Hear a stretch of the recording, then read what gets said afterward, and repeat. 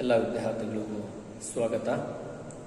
ಶ್ರೀ ಶಿವನಂಜುಂಡೇಶ್ವರ ಪ್ರೌಢಶಾಲೆ ಇಬ್ಬೀಡು ಯಲಹಂಕ 10ನೇ ತರಗತಿ ಪಾಠ 2 ಕಾಶ್ಮೀರ್ ಸೇಬ್. ಲೇಖಕರ ಹೆಸರು ಪ್ರೇಮ್ಚಂದ್. ಪ್ರೀತಿಯ ವಿದ್ಯಾರ್ಥಿಗಳೇ, ನಾನೀಗ 10ನೇ ತರಗತಿಯ 2ನೇ ಪಾಠವನ್ನು ಮಾಡ್ತಾ ಇದ್ದೇನೆ. ಎಲ್ಲ ವಿದ್ಯಾರ್ಥಿಗಳು ಪುಸ್ತಕವನ್ನು ನೋಡ್ಕೊಳ್ಳಿ. ಹಾಯ್, ಎಲ್ಲರಿಗೂ ಗುಡ್ ಆಫ್ಟರ್ನೂನ್. ಎಲ್ಲರೂ ಕೂಡ ಈಗ ಇಲ್ಲಿ ಲೇಖಕರು ಹೇಳ್ತಾರೆ ಕಾಶ್ಮೀರ್. ಕಾಶ್ಮೀರ್ ದೇಖಿಯೇ, ಕಾಶ್ಮೀರ್ ಕೇಳಿದ್ರಾ? ಯಾರು ಕಾಶ್ಮೀರ್ ನೋಡಿದಿರಾ? ಹೇಳ್ತಿರೋಣ. Ready 1 start. ಯಾರಲ್ಲಲ್ವಾ? Ready 1 2 start. ಯಾರಿದ್ರ? ಯಾರು ಇದ್ದಿರಲಿಲ್ಲ. ಕೇಳಿದೇವಲ್ವಾ? ಸಿನಿಮಾದಲ್ಲೆಲ್ಲ ನೋಡಿದವಲ್ವಾ? ಟಿವಿಯಲ್ಲೆಲ್ಲ ನೋಡಿದವಲ್ವಾ? ಯಹ ಕಾಶ್ಮೀರ್. ಕಾಶ್ಮೀರ್ ಯಾವುದಕ್ಕೆ? ನಾವು ಹಣ್ಣಿಗೆ ಪ್ರಸಿದ್ಧಿ ಸೇಬ್. ಯಾವುದಕ್ಕೆ? ಸೇಬ್. ಸೇಬ್ ಅಲ್ವಾ ಮಕ್ಕಳೇ? ಹಾಗಾಗಿ ಇಲ್ಲಿ ಕಹಾನಿ, ಈ ಪಾಠ ಯಾವುದು? ಕಹಾನಿ, ಕಥೆ. ಒಂದು ಕಥೆ ರೂಪದಲ್ಲಿರುವಂತ ಒಂದು ಪಾಠವನ್ನ ಇಲ್ಲಿ ಪ್ರೇಮ್ಚಂದ್, ಲೇಖಕ ಹೆಸರೇನು?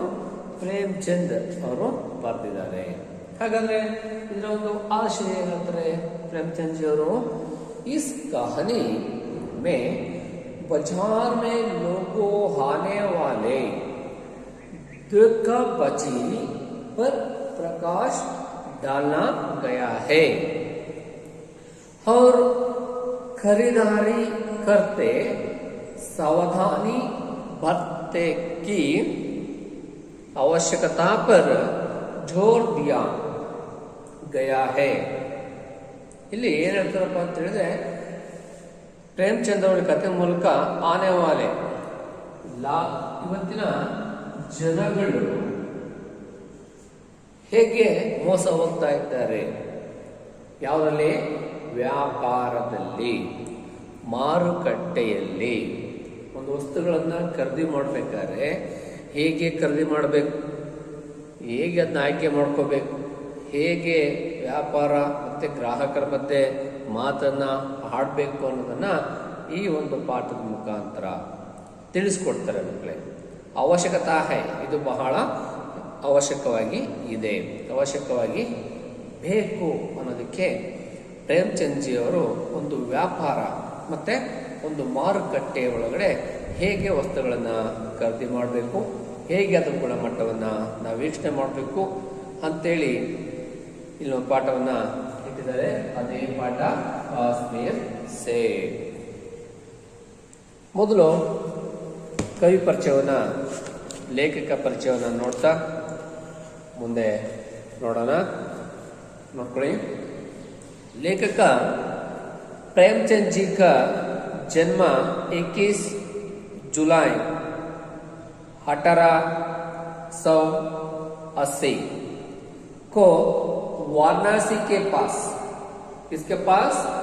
वाराणसी के पास लमाई नामक गांव में हुआ. लमाई नामक गांव में हुआ था. इनका वास्तविक नाम धनपत राय था. वास्तविक नाम धनपत राय. वे शिक्षा विभाग में नौकरी करते थे. बचपन में ही प्रेमचंद मातृ प्रेम से वंचित रहे. इनका जीवन गरीब में ही गुजर. वे मैट्रिक तक ही पढ़ा पाए. वे यथार्थवादी कथाकार थे.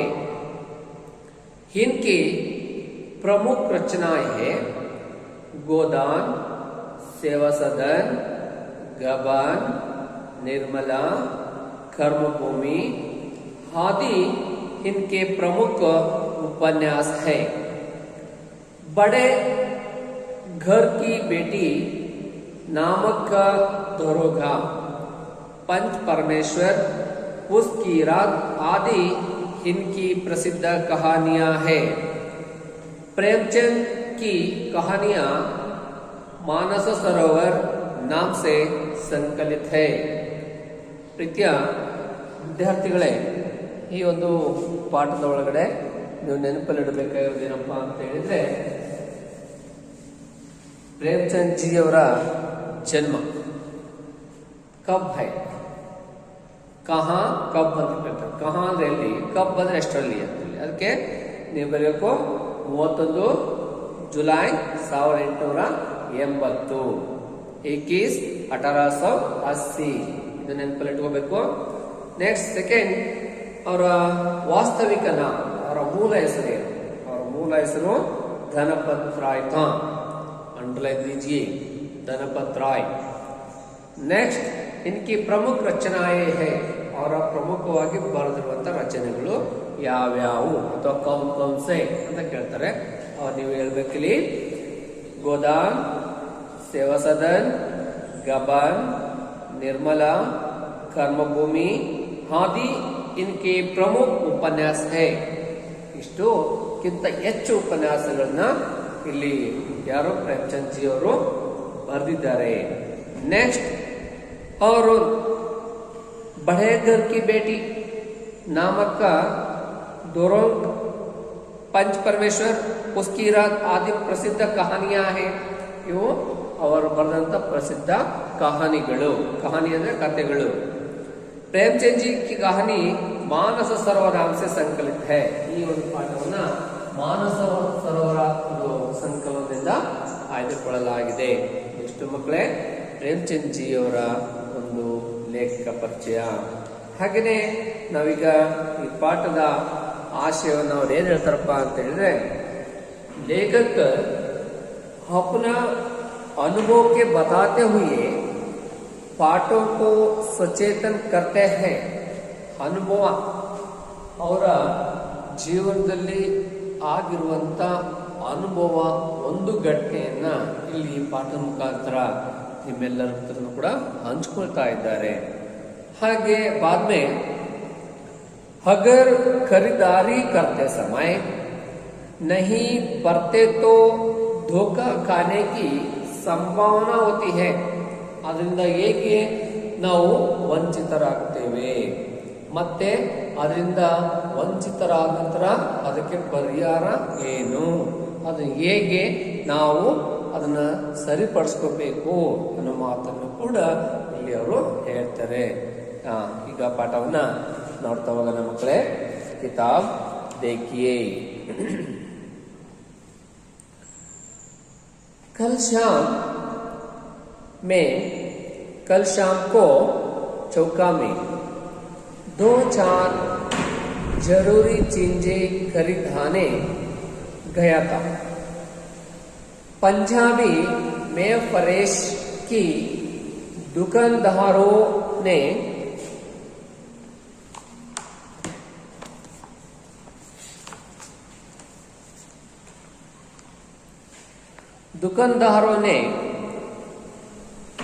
की पड़ती है. क्या है? पड़ती है.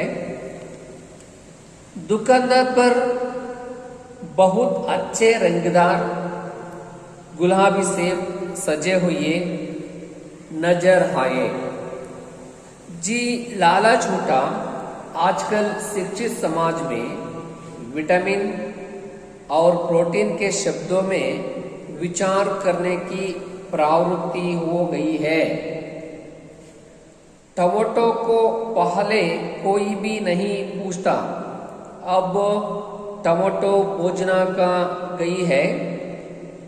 टमाटो का पहले कोई भी पूछता था, अब टमाटो भोजन का आवश्यक अंग बन गया है. गाजर भी पहले गरीबों के पेट भरने की चीज थी. अमीर लोगों तो उसका हलव ही खाते थे, मगर अब पता चला है कि गाजर में भी बहुत विटामिन है. इसलिए गाजर को भी मोज पर स्थान मिलाने लगा है. और सेब के विषय में तो यहाँ कहाँ जाना लगा है। एक सेब रोज खाइए तो आपको डॉक्टरों की जरूरत ना रहे थी। डॉक्टर से बचने के लिए हम निकोडी तक खाने को तैयार हो सकते हैं। तो रस और स्वाद में अगर है, अब वहाँ केवल स्वाद की चीज नहीं था, उसमें गुणा भी है, उसमें गुणा भी है। हमने दुकानदार से मोल भाव किया और आधा सेर सेब मांगे। दुकानदार ने कहा, बाबूजी बड़े मौजूदार सेब आए हैं, 50 कश्मीर के आप ले जाए, खाकर तबीयत खुश हो जाएगी। मैंने रुमाल निकल कर उसे देते हुए कहा, चुन चुन कर रखना। दुकानदार ने तरबूज उठाई और अपने नौकर से, बोल सुनो, आधा सेर कश्मीर सेब निकलना चुना कर लाना। लौट 4 सेब लाया। दुकानदार ने थैल एक लिफाफे में उसे रखा और रुमाल में बांधकर मुझे दे दिया। मैंने 4 अपने उसके हाथ में रखे। घर आकर लिफाफ जो का त्याग रखा दिया। रात को सेब यहाँ कोई दूर फल खाने का कायद नहीं है। फल खाने का समय तो प्रांत काल है। आज सुबह हुआ हाथ धोकर जो नाश्ता करने के लिए एक सेब निकल तो साड़ा हुआ था। एक रुमाल रुपए के आकार का चिलक गला गया था। समझ रात को दुकानदार के देखा ना होगा। दूसरा निकल मगर यहाँ आधा साड़ा हुआ था। अब संदेह हुआ, दुकानदार ने मुझे देखा तो नहीं दिया है। तीसरा सेब निकल यहाँ साड़ा तो ना था, मगर एक तरफ दबाकर बिल्कुल पिचक गया था। चौथा सेब वहाँ एक तो बेदंगम था, मगर उसमें एक खल सुरख था, जैसा अक्सर भेड़ों में होता है। खंड तो भीतर वैसे ही धब्बे जैसे भेड़ में होती है। एक से भी खाने लायक नहीं। 4 आने पैसे का इतना नाम ना हुआ जितना समाज के इस चरित्र का पतन का दुकानदार ने जानबूझकर मेरे साथ धोखाबाजी की व्यवहार किया। एक से साड़ा हुआ होता है तो मैंने उसके क्षमा के योग्य सुझाता सोचता है। उसकी नरहा की पड़ी होगी, मगर चारों की चोरी का खराब निकल जाए।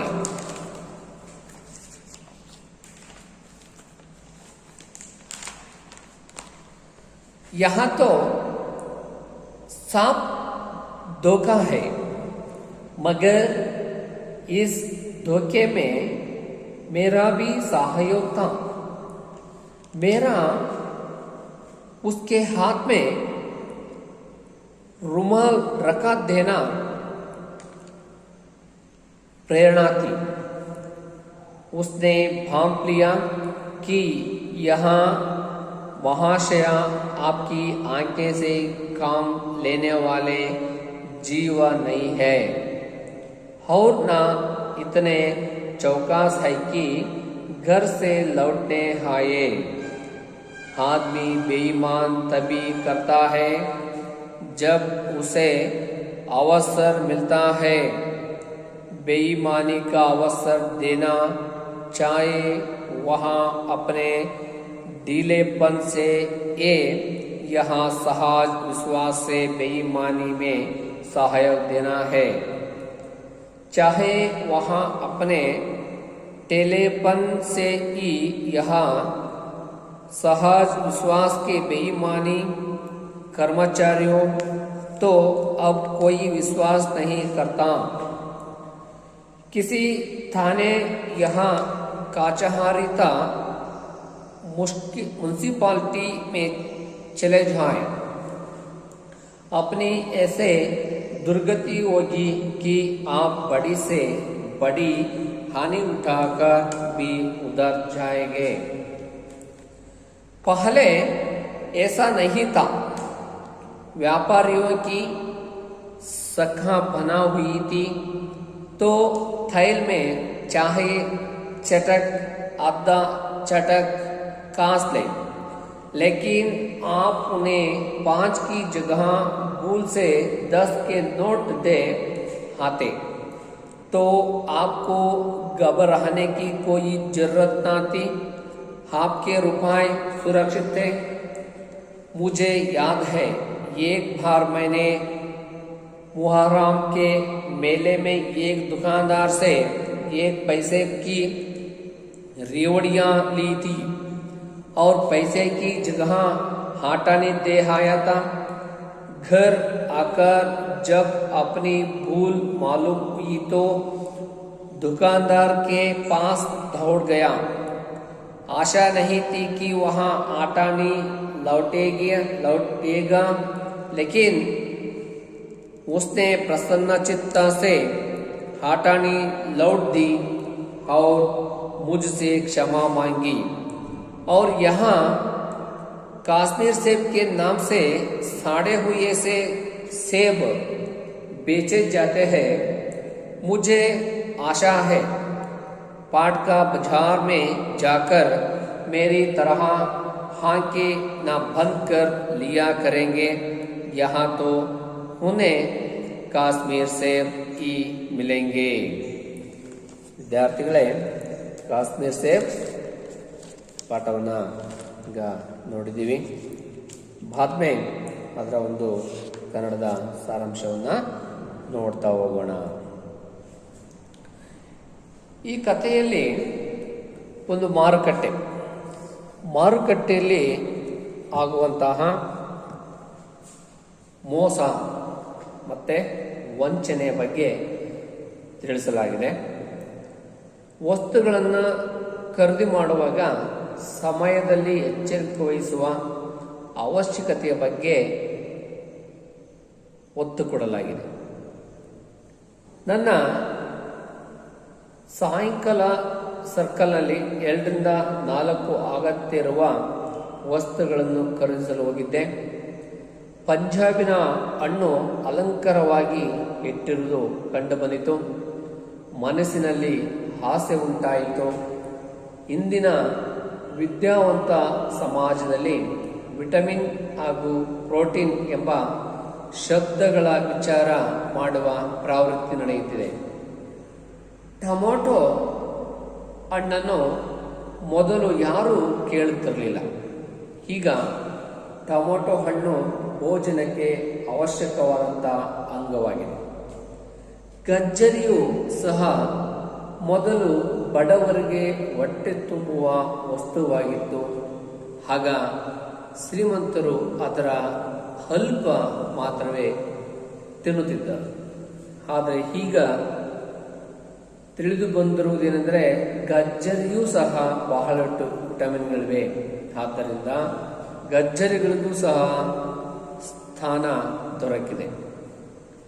ಸೇಬಿನ ಬಗ್ಗೆ ಹೇಳುವುದೇನೆಂದರೆ ಒಂದು ಸೇಬನ್ನು ದಿನ ತಿಂದರೆ ಆಗ ಡಾಕ್ಟರ್ ಹತ್ತಿರ ಹೋಗುವ ಅವಶ್ಯಕತೆ ಇರುವುದಿಲ್ಲ. ಡಾಕ್ಟರಿಂದ ದೂರವಿರಲು ನಾವು ಬೇವಿನ ಹಣ್ಣನ್ನು ತಿನ್ನಲು ಸಿದ್ಧರಾಗುತ್ತೇವೆ. ಸೇಬಿನ ರಸ ಸ್ವಾದ ಮಾವಿನ ಹಣ್ಣಿಗಿಂತ ಹೆಚ್ಚು ಇಲ್ಲದಿದ್ದರೂ ಅದರ ಮಹತ್ವ ಕಡಿಮೆ ಅಲ್ಲವೇ? ಅದಕ್ಕೆ ಅವ್ರು ಹೇಳ್ತಾರೆ, ನಾವೇನ್ ಮಾಡಬೇಕು? ರಸವನ್ನ, ಹಣ್ಣಿನ ರುಚಿ ಇಲ್ಲದಿದ್ದರೂ ಕೂಡ ಅದರ ಗುಣಗಳು ಹೆಚ್ಚಿವೆ. ನಾವು ಅಂಗಡಿಯ ಮಾಲೀಕನ ಹತ್ತಿರ ಹಣ್ಣಿನ ಬೆಲೆಯನ್ನು ಕಡಿಮೆ ಮಾಡಿ ಕೊಡಿ ಎಂದು ಕೇಳಿಕೊಂಡೆ. ಅರ್ಧ ಕೆಜಿ ಸೇಬನ್ನು ಕೊಡಿ ಎಂದು ಕೇಳಿದೆನು. ಅಂಗಡಿಯ ಮಾಲೀಕ ಹೇಳಿದನು, ಬಾಬೂಜಿ, ಬಹಳ ರುಚಿಕರವಾದ ಸೇಬುಗಳು ಬಂದಿವೆ. ಅದು ವಿಶೇಷವಾಗಿ ಕಾಶ್ಮೀರದಿಂದ. ನೀವು ತೆಗೆದುಕೊಂಡು ಹೋಗಿ ಅದನ್ನು ತಿಂದರೆ ನಿಮ್ಮ ಆರೋಗ್ಯ ಖುಷಿಯಾಗಿರುತ್ತೀರಿ, ಆರೋಗ್ಯ ಚೆನ್ನಾಗಿರುತ್ತದೆ ಅಂತ ಮಾಹಿತಿಯನ್ನ ನೀಡಿದ. ನಾನು ಖರ್ಚಿಪ್ಪನ್ನು ತೆಗೀತಾ ಆತನಿಗೆ ಕೊಡುತ್ತಾ ಹೇಳಿದೆ, ಒಂದು ಆರಿಸಿ ಇಡಿ. ಅಂಗಡಿ ಮಾಲೀಕನು ಕೆಲಸಗಾರನಿಗೆ ಹೇಳಿದನು, ಕೇಳು, ಅರ್ಧ ಕೆಜಿ ಸೇಬಿನ ಹಣ್ಣನ್ನು ತೆಗೆದುಕೊಂಡು ಬಾ, ಆರಿಸಿಕೊಂಡು ಬಾ. ಕೆಲಸಗಾರನಾದ ಹುಡುಗ 4 ಸೇಬನ್ನು ತಂದನು. ಅಂಗಡಿಯ ಮಾಲೀಕ ಅವುಗಳನ್ನು ತೂಕ ಮಾಡಿದನು ಹಾಗೂ ಅವುಗಳನ್ನು ಒಂದು ಪೇಪರ್ ಕವರ್ನಲ್ಲಿ ಹಾಕಿದನು ಹಾಗೂ ನನಗೆ ಖರ್ಚಿನಲ್ಲಿ ಕಟ್ಟಿಕೊಟ್ಟನು. ನಾನು 4 ಆಣೆ ಆತನ ಕೈಯಲ್ಲಿ ಇಟ್ಟೆನು. ಮನೆಗೆ ಬಂದು ಸೇಬು ಇರುವ ಕವರನ್ನು ಹಾಗೆ ಇಟ್ಟು, ರಾತ್ರಿ ಸೇಬು ಅಥವಾ ಇತರೆ ಹಣ್ಣುಗಳನ್ನು ತಿನ್ನುವುದು ನಿಯಮವೇನೂ ಇಲ್ಲ. ಹಣ್ಣು ತಿನ್ನುವ ಸಮಯ ಮುಂಜಾನೆ ಆಗಿರುತ್ತದೆ. ಇಂದು ಮುಂಜಾನೆ ಕೈ ಕಾಲು ಮುಖ ತೊಳೆದುಕೊಂಡು ತಿಂಡಿ ತಿನ್ನಲು ಹೋಗಿ ಒಂದು ಸೇಬನ್ನು ತೆಗೆದಾಗ ಅದು ಕೊಳೆತಿತ್ತು. ಆ ಒಂದು ಸೇಬು ₹1 ಆಕಾರದಲ್ಲಿ ಸೇಬು ಕೊಳೆತಿತ್ತು. ಯೋಚಿಸಿದೆ, ರಾತ್ರಿ ಸಮಯವಾಗಿರುವುದರಿಂದ ಅಂಗಡಿಯ ಮಾಲೀಕ ಬಹುಶಃ ನೋಡಿಲ್ಲ, 2ನೇ ಸೇಬು ತೆಗೆದುಕೊಂಡೆ. ಆದರೆ ಅದು ಅರ್ಧ ಕೊಳೆತು ಹೋಗಿತ್ತು. ನನಗೆ ಸಂಶಯ, ಅಂಗಡಿಯ ಮಾಲೀಕ ನನಗೇನು ಮೋಸ ಮಾಡಿಲ್ವಾ? 3ನೇ ಸೇಬನ್ನು ತೆಗೆದುಕೊಂಡೆ, ಆದರೆ ಅದು ಕೊಳೆತಿರಲಿಲ್ಲ. ಆದರೆ ಒಂದು ಕಡೆ ಜಜ್ಜಿದ ಹಾಗೆ ನೀರು, ಒಂದು ಕಡೆ ಹಾಗೆ ಇತ್ತು. 4ನೇ ಸೇಬನ್ನು ನೋಡಿದೆ, ಅದರ ಮೇಲೆ ಯಾವುದೇ ಕಲೆ ಇರಲಿಲ್ಲ. ಆದರೆ ಅದರಲ್ಲಿ ಒಂದು ಕಪ್ಪು ಬಣ್ಣದ ರಂಧ್ರವಿತ್ತು.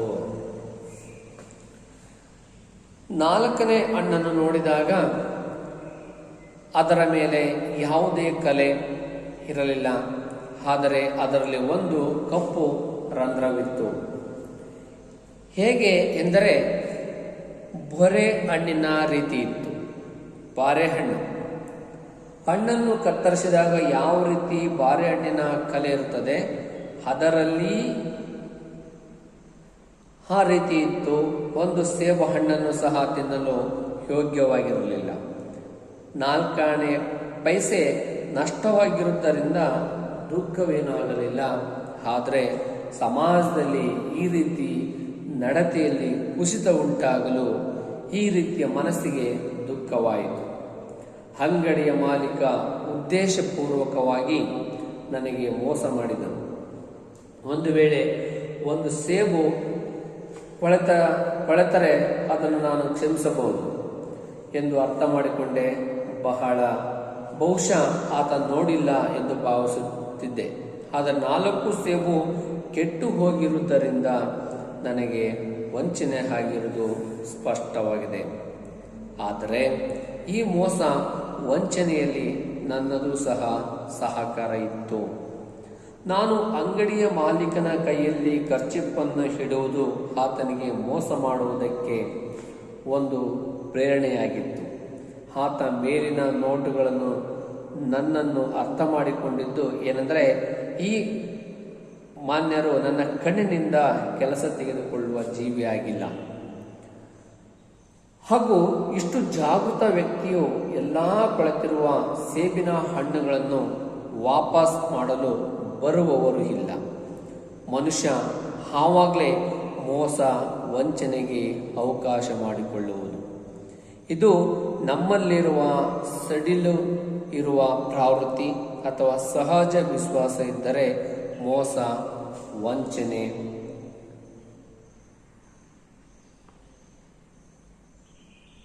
ಅವಕಾಶ ನೀಡುವಂತೆ ಆಗುತ್ತದೆ. ವಿದ್ಯಾವಂತರಾದಂತಹ ಗುಮಾಸ್ತರು ಹಾಗೂ ಉದ್ಯೋಗಸ್ಥರು ಮೇಲೆ ಈಗ ಯಾರೂ ನಂಬಿಕೆ ಇಲ್ಲ. ಯಾವುದೇ ಠಾಣೆ ಅಥವಾ ಕಾರ್ಯಾಲಯಗಳು ಮುನ್ಸಿಪಾಲಿಟಿಗೆ ಹೋಗಿ ನಿಮಗೆ ಇಷ್ಟೊಂದು ಕೆಟ್ಟ ಸ್ಥಿತಿ ಆಗುತ್ತದೆ ಎಂದು ತಿಳಿಸಿದ್ದರೂ ಸಹ ಎಷ್ಟು ದೊಡ್ಡ ಹಾನಿಯಾದರೂ ಅಲ್ಲಿಗೆ ಹೋಗಲು ಬಯಸುವುದಿಲ್ಲ. ಮೊದಲ ಹಾಗೆ ಇರಲಿಲ್ಲ. ವ್ಯಾಪಾರಸ್ಥರಿಗೆ ಸಾಕಷ್ಟು ಗೌರವವಿತ್ತು. ತೂಕದಲ್ಲಿ ಯಾವುದೇ ಮೋಸ ಇರಲಿಲ್ಲ. ಆದರೆ ತಪ್ಪಾಗಿ 5ರ ಜಾಗದಲ್ಲಿ 10 ರೂಪಾಯಿ ನೀಡಿದರೆ ನೀವು ಗಾಬರಿ ಪಟ್ಟುಕೊಳ್ಳುವ ಅವಶ್ಯಕತೆ ಇಲ್ಲ. ನಿಮ್ಮ ಹಣ ಸುರಕ್ಷಿತವಾಗಿರುತ್ತಿತ್ತು. ನನಗೆ ನೆನಪಿದೆ, ಒಂದು ಮೊಹರಂ ದಿನ ಜಾತ್ರೆಯಲ್ಲಿ ಒಂದು ಅಂಗಡಿಯವನಿಂದ 1 ಪೈಸೆ ರೇವಡಿ ಮಿಠಾಯಿ ತೆಗೆದುಕೊಂಡಿದ್ದೆ. 1 ಪೈಸೆ ಜಾಗದಲ್ಲಿ 8 ಆಣೆ ಕೊಟ್ಟು ಬಂದಿದ್ದೆ. ಮನೆಗೆ ಬಂದಾಗ ನನ್ನ ತಪ್ಪು ಅರಿವಾದಾಗ ಅಂಗಡಿಯವನ ಬಳಿ ಓಡಿ ಬಂದೆನು. ಅವನು ನನಗೆ 8 ಆಣೆ ಕೊಡುತ್ತಾನೆಂದು ಭಾವಿಸಿರಲಿಲ್ಲ. ಆದರೆ ಅವನು ನನಗೆ 8 ಆಣೆಯನ್ನು ಸಂತೋಷವಾಗಿ ಹಿಂದಿರುಗಿಸಿದನು. ಆಗ ನನ್ನಿಂದ ಕ್ಷಮೆ ಕೇಳಿದನು. ಇಲ್ಲಿ ನೋಡಿದಾಗ ಕಾಶ್ಮೀರ್ ಸೇಬ್ ಹೆಸರಿನಲ್ಲಿ ಕೊಳೆತಿರುವ ಸೇಬು ಮಾರಾಟ ಮಾಡುತ್ತಿದ್ದಾರೆ. ಹಸಿಸುವುದು ಏನೆಂದರೆ ಓದುಗರರು ಮಾರುಕಟ್ಟೆಯಲ್ಲಿ ಹೋಗಿ ನನ್ನ ಹಾಗೆ ಕಣ್ಣು ಮುಚ್ಚಿಕೊಂಡು ವಸ್ತುಗಳನ್ನು ಖರೀದಿ ಮಾಡಬಾರದು. ಹಾಗೆ ಒಂದು ವೇಳೆ ಮಾಡಿದರೆ ಅವರಿಗೆ ಕಾಶ್ಮೀರದ ಸೇಬುಗಳು ದೊರೆಯುತ್ತವೆ. ನೋಡಿ ವಿದ್ಯಾರ್ಥಿಗಳೇ, ಈ ಲೇಖಕರು ಈ ಒಂದು ಕಾಶ್ಮೀರ್ ಸೇಬು ಅನ್ನ ಖರೀದಿ ಮಾಡುವಾಗ ಅವರು ಹೇಗೆಲ್ಲ ವಂಚನೆಗೊಳಗಾಗ್ತಾರೆ ಮತ್ತೆ ಹೇಗೆ ಮೋಸ ಹೋಗ್ತಾರೆ ಅನ್ನೋದನ್ನ ನಿಮಗೆ ಪಾಠ ಮುಖಾಂತರ ಪರಿಚಯಿಸಿದ್ದಾರೆ. ಹಾಗಾಗಿ ನೀವು ಕೂಡ ಯಾವುದಾದ್ರೂ ಮಾರುಕಟ್ಟೆಗೆ ನಿಮ್ಮ ಅಥವಾ ನಿಮ್ಮ ಕುಟುಂಬದ ಯಾವುದೇ ಸದಸ್ಯರು ಹೋದರೆ ಅವರಿಗೆ ನೀವು ಹೇಳಬೇಕು, ಹಣ್ಣನ್ನು ಖರೀದಿ ಮಾಡುವಾಗ ನಿಧಾನವಾಗಿ ಅವಸರವನ್ನು ಬಿಟ್ಟು ನಿಧಾನವಾಗಿ ಆಯ್ಕೆ ಮಾಡಿಕೊಳ್ಬೇಕು. ಎರಡನೇದು, ಅದರ ಗುಣಮಟ್ಟವನ್ನು ನಾವು ಅಲ್ಲೇ ಪರೀಕ್ಷಿಸಿಕೊಳ್ಬೇಕು. ನೆಕ್ಸ್ಟು, ಇಷ್ಟನ್ನು ಮಾಡಿದರೆ ನಾವು ಜಾಗೃತರಾಗೋದಕ್ಕೆ ಸಾಧ್ಯತೆ ಇದೆ. ನಾವು ಜಾಗೃತರಾಗಬೇಕು. ನಮ್ಮ ಜೊತೆ ಇರುವಂಥ ಸಮಾಜದಲ್ಲಿ ಇರುವಂಥ ವ್ಯಕ್ತಿಗಳನ್ನು ಕೂಡ ಏನು ಮಾಡಬೇಕು, ಜಾಗರೂಕನಾಗಿ ಮಾಡಬೇಕು. ಮಾಡಿದರೆ ಮಾತ್ರ ನಾವು ಈ ಥರ ಮೋಸ ಹೋಗುವಂತಹ ಘಟನೆಗಳನ್ನು ತಪ್ಪಿಸೋದಕ್ಕೆ ಸಾಧ್ಯತೆ ಇದೆ ಅನ್ನೋ ಮಾತನ್ನು ಈ ಲೇಖಕರು ಈ ಪಾಠದಲ್ಲಿ ಹೇಳ್ತಾರೆ. ಹಾಗಾಗಿ ಈ ಒಂದು ಹೇಳ್ತಾರೆ, 1 ಪೈಸೆ ಅದು ಅರ್ಧ ಕೆಜಿ ಕಾಶ್ಮೀರ್ ಸೇಬನ್ನು ಖರೀದಿ ಮಾಡ್ತಾರೆ. ಅದರಲ್ಲಿ ಎಷ್ಟು ಹಣ್ಣುಗಳು ಬರ್ತವೆ? 4 ಹಣ್ಣುಗಳು ಬರ್ತವೆ. ಆ 4 ಹಣ್ಣುಗಳಲ್ಲಿ ಒಂದೊಂದು ಭಾಗ ಏನಾಗಿರ್ತವೆ, ಹಾಳಾಗಿರ್ತವೆ. ಈ ಪ್ರಶ್ನೆ ಇದೆಲ್ಲ ಇದು ಬಹಳ ಇಂಪಾರ್ಟೆಂಟ್. ಪರೀಕ್ಷೆಗೆ ಮೇಲೆ ಒಂದು ಕ್ವಶನ್ ಇರುತ್ತೆ ಮಕ್ಕಳೇ. ಹಾಗಾಗಿ ನಾವು ಈ ಕಾಶ್ಮೀರ್ ಸೇಬನ್ನು ಈ ಪಾಠವನ್ನು ಇಷ್ಟು ಹೇಳ್ತಾ ಈ ಪಾಠವನ್ನು ಇಲ್ಲಿಗೆ ಮುಗಿಸ್ತೇನೆ. ಈಗ ಈ ಪಾಠದಲ್ಲಿ ಬರುವಂಥ ಕೆಲವೊಂದು ಶಬ್ದಾರ್ಥಗಳನ್ನು ಬರ್ಕೊಳ್ಳಿ ಮಕ್ಕಳೇ. ಏನು ಬರ್ಕೋಬೇಕು? ಕೆಲವೊಂದು ಶಬ್ದಾರ್ಥಗಳನ್ನು ಬರ್ಕೊಳ್ತಾ ಹೋಗಬೇಕು.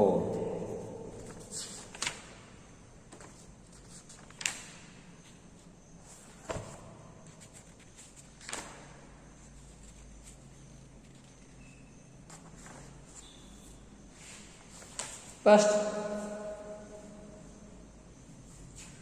ಶಬ್ದಾರ್ಥ ನಾವಲ್ಲಿ ಟೆಕ್ಸ್ಟ್ ಬುಕ್ಕಲ್ಲಿ ನೋಡಿರುವ ಹಾಗೆ ಅದರ ಇಂಪಾರ್ಟೆಂಟನ್ನು ಬರ್ಕೊಳ್ಳಿ. ಕೆಲವೊಂದು ವಿಲೋಮ ಶಬ್ದಗಳು: ಶಾಮ್, ಸುಬಾಹ, ಖರೀದಾನ, ಬೇಚ್ನ,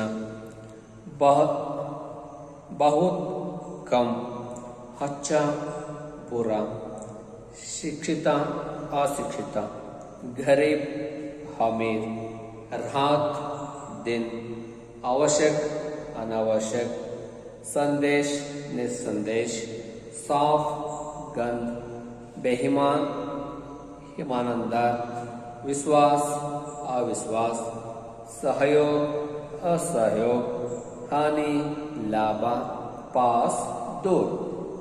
ಇದಿಷ್ಟು ವಿಲೋಮ ಶಬ್ದಗಳು ಮಕ್ಕಳೇ. ಹಾಗಾಗಿ ನೆಕ್ಸ್ಟು ಬರುವಂಥ ವ್ಯಾಕರಣಾಂಶವನ್ನು ನಾವು ಮುಂದಿನ ಅವಧಿಯಲ್ಲಿ ನೋಡೋಣ. ಈಗ ಈ ಕಾಶ್ಮೀರ್ ಸೇಬ್ ಏನು ಪಾಠ ಇದೆ, ಪ್ರೇಮ್ಚಂದ್ ಜಿ ಅವರು ಬರೆದಿರುವಂಥ ಇದೊಂದು ಪಾಠವನ್ನು ಅಭ್ಯಾಸ ಮಾಡಿ, ಪುಸ್ತಕವನ್ನು ಓದ್ತಾ ಅದು ಅಭ್ಯಾಸವನ್ನು ಮಾಡಿ ನೀವು ಜಾಗೃತರಾಗಬೇಕು ಅಂತ ಹೇಳ್ತಾ ಈ ಪಾಠವನ್ನು ಇಲ್ಲಿಗೆ ಮುಗಿಸ್ತಿದ್ದೀನಿ. ಧನ್ಯವಾದ.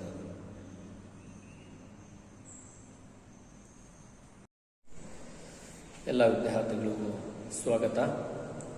ಶ್ರೀ ಶಿವನಂಜುಂಡೇಶ್ವರ ಪ್ರೌಢಶಾಲೆ ಇಬ್ಬೀಡು ಯಲಹಂಕ 10ನೇ ತರಗತಿ ಪಾಠ 2 ಕಾಶ್ಮೀರ್ ಸೇಬ್. ಲೇಖಕರ ಹೆಸರು ಪ್ರೇಮ್ಚಂದ್. ಪ್ರೀತಿಯ ವಿದ್ಯಾರ್ಥಿಗಳೇ, ನಾನೀಗ 10ನೇ ತರಗತಿಯ 2ನೇ ಪಾಠವನ್ನು ಮಾಡ್ತಾ ಇದ್ದೇನೆ. ಎಲ್ಲ ವಿದ್ಯಾರ್ಥಿಗಳು ಪುಸ್ತಕವನ್ನು ನೋಡ್ಕೊಳ್ಳಿ. ಹಾಯ್, ಎಲ್ಲರಿಗೂ ಗುಡ್ ಆಫ್ಟರ್ನೂನ್.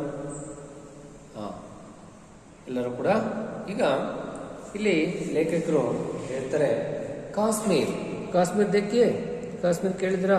ಯಾರು ಕಾಶ್ಮೀರ್ ನೋಡಿದಿರಾ? ಹೇಳ್ತಿರೋಣ. Ready 1 start. ಯಾರಿಲ್ಲಲ್ವಾ?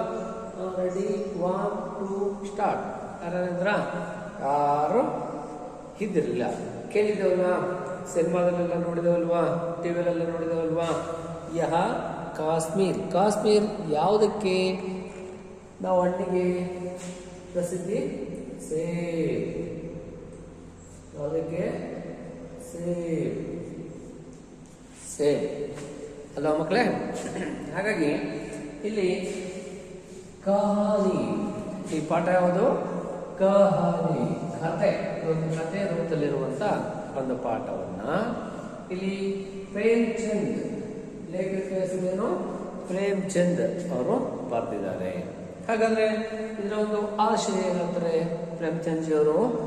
इस कहानी में बाजार में लोगों आने वाले दुर्गावची पर प्रकाश डालना गया है और खरीदारी करते सावधानी बरतने की आवश्यकता पर जोर दिया गया है.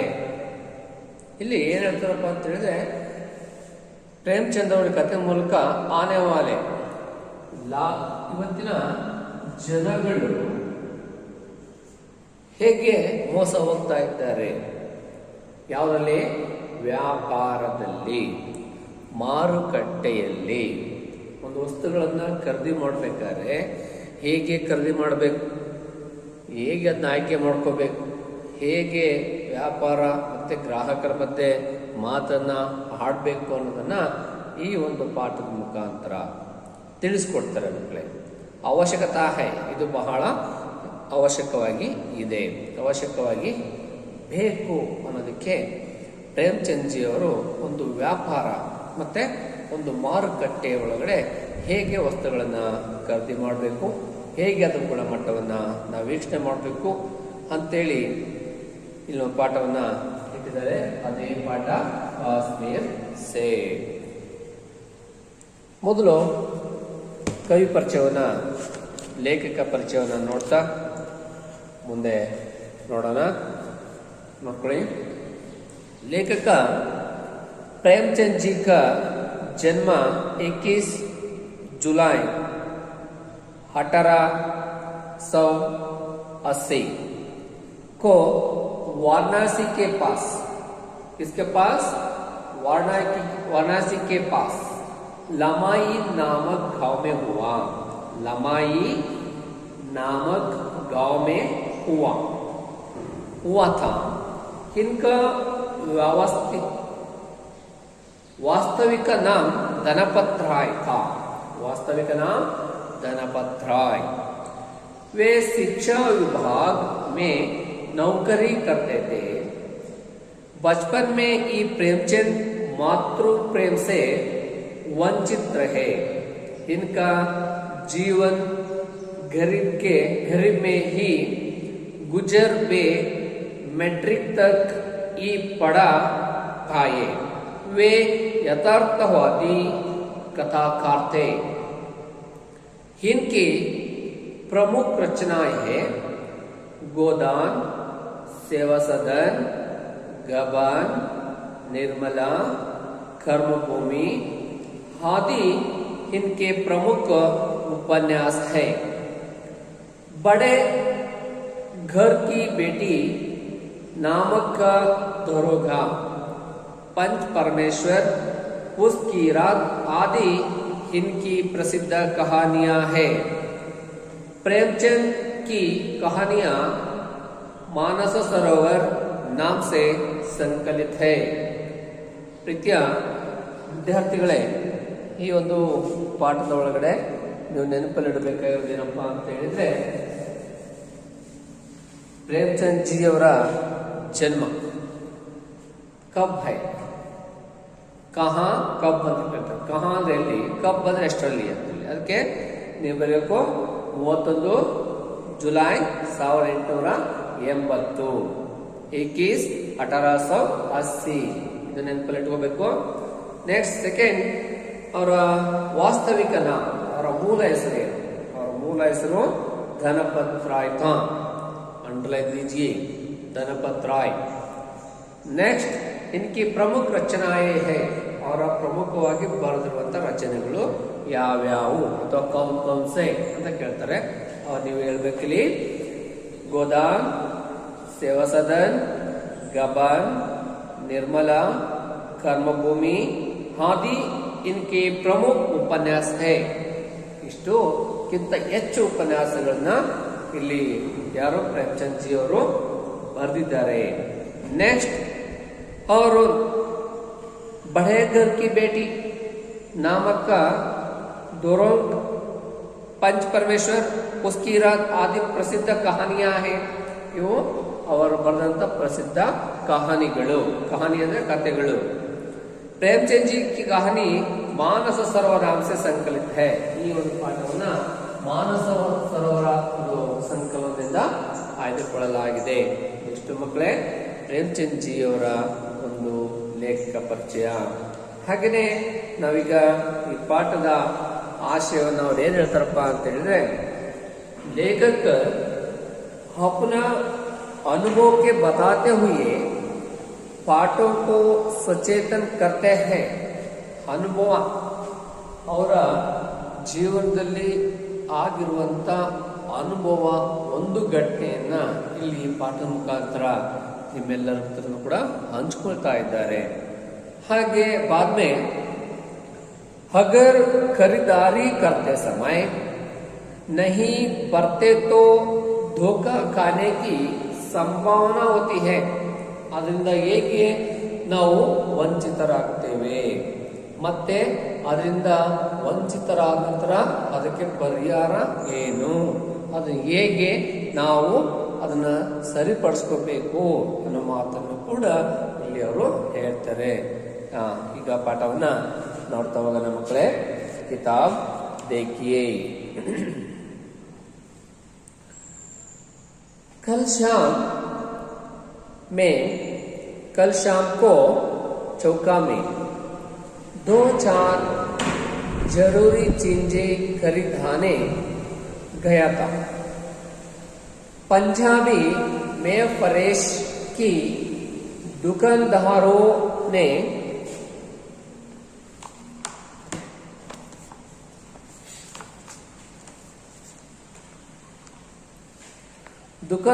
ने की पड़ती है, क्या है, पड़ती है। दुकानदार पर बहुत अच्छे रंगदार गुलाबी सेब सजे हुए नजर आए।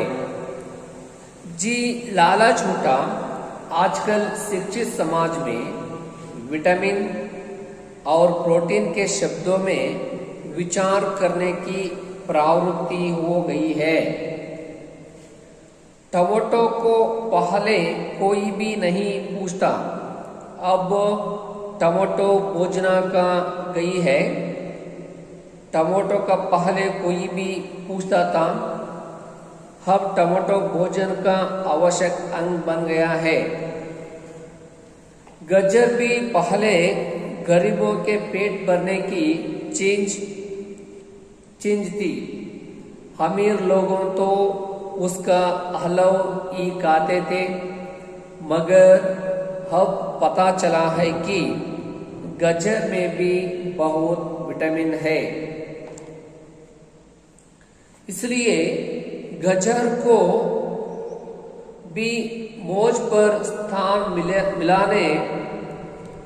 मिलाने लगा है। और सेब के विषय में तो यहाँ कहाँ जाना लगा है। एक सेब रोज खाइए तो आपको डॉक्टरों की जरूरत ना रहे थी। डॉक्टर से बचने के लिए हम निकोडी तक खाने को तैयार हो सकते हैं। तो रस और स्वाद में अगर है, अब वहाँ केवल स्वाद की चीज नहीं था, उसमें गुणा भी है। हमने दुकानदार से मोल भाव किया और आधा सेर सेब मांगे। दुकानदार ने कहा, बाबूजी बड़े मौजूदार सेब आए हैं, 50 कश्मीर के आप ले जाए, खाकर तबीयत खुश हो जाएगी। मैंने रुमाल निकल कर उसे देते हुए कहा, चुन चुन कर रखना। दुकानदार ने तरबूज उठाई और अपने नौकर से बोल, सुनो, आधा सेर कश्मीर सेब निकलना चुना कर लाना। लौट 4 सेब लाया। दुकानदार ने थैल एक लिफाफे में उसे रखा और रुमाल में बांधकर मुझे दे दिया। मैंने 4 अपने उसके हाथ में रखे। घर आकर लिफाफ जो का त्याग रखा दिया। रात को सेब यहाँ कोई दूर फल खाने का कायद नहीं है। फल खाने का समय तो प्रांत काल है। आज सुबह हुआ हाथ धोकर जो नाश्ता करने के लिए एक सेब निकल तो साड़ा हुआ था। एक रुमाल रुपए के आकार का चिलक गला गया था। समझ रात को दुकानदार के देखा ना होगा। दूसरा निकल मगर यहाँ आधा साड़ा हुआ था। अब संदेह हुआ, दुकानदार ने मुझे देखा तो नहीं दिया है। तीसरा सेब निकल यहाँ साड़ा तो ना था, मगर एक तरफ दबाकर बिल्कुल पिचक गया था। चौथा सेब वहाँ एक तो बेदम था, मगर उसमें एक खल सुरख था, जैसा अक्सर भेड़ों में होता है। खंड तो भीतर वैसे ही धब्बे जैसे भेड़ में होती है। एक सेब भी खाने लायक नहीं। 4 आने पैसे का इतना नाम ना हुआ जितना समाज के इस चरित्र का पतन का दुकानदार ने जानबूझकर मेरे साथ धोखाबाजी की व्यवहार किया। एक सेब सड़ा हुआ होता है तो मैंने उसके क्षमा के योग्य सुझाता सोचता है। उसकी नरहा की पड़ी होगी मगर चारों की चोरी का खराब निकल जाए।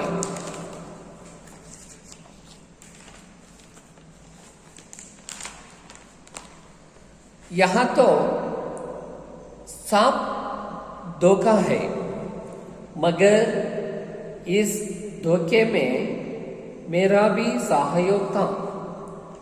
मेरा उसके हाथ में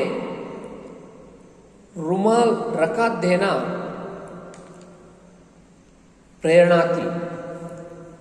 उसने भांप लिया कि यहाँ महाशया आपकी आंखें से काम लेने वाले जीव नहीं है और ना इतने चौकस है कि घर से लौटने आए। आदमी बेईमान तभी करता है जब उसे अवसर मिलता है। बेईमानी का अवसर देना चाहे वहाँ अपने ढीलेपन से यहाँ सहज विश्वास से बेईमानी में सहायक देना है। चाहे वहाँ अपने टेलेपन से ही यहाँ सहज विश्वास के बेईमानी कर्मचारियों तो अब कोई विश्वास नहीं करता। किसी थाने यहाँ काचहारिता म्युनिसिपालिटी में चले जाएं, अपनी ऐसे दुर्गति होगी कि आप बड़ी से बड़ी हानि उठाकर भी उधर जाएंगे। पहले ऐसा नहीं था।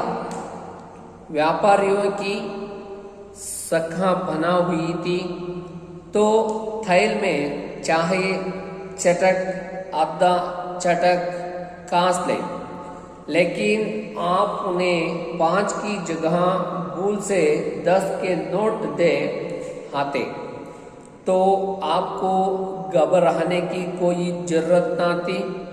आपके रुपए सुरक्षित थे। मुझे याद है एक बार मैंने मुहर्रम के मेले में एक दुकानदार से 1 पैसे की रेवड़ियाँ ली थी और पैसे की जगह हटाने दे आया था। घर आकर जब अपनी भूल मालूम हुई तो दुकानदार के पास दौड़ गया। आशा नहीं थी कि वहाँ आटा नहीं लौटेगा, लेकिन उसने प्रसन्न चित्ता से आटानी लौट दी और मुझसे क्षमा मांगी। और यहाँ कश्मीर सेब के नाम से साड़े हुए से सेब बेचे जाते हैं। मुझे आशा है पाटका बाजार में जाकर मेरी तरह हांके ना बंद कर लिया करेंगे। यहाँ तो उन्हें कश्मीर सेब ही मिलेंगे।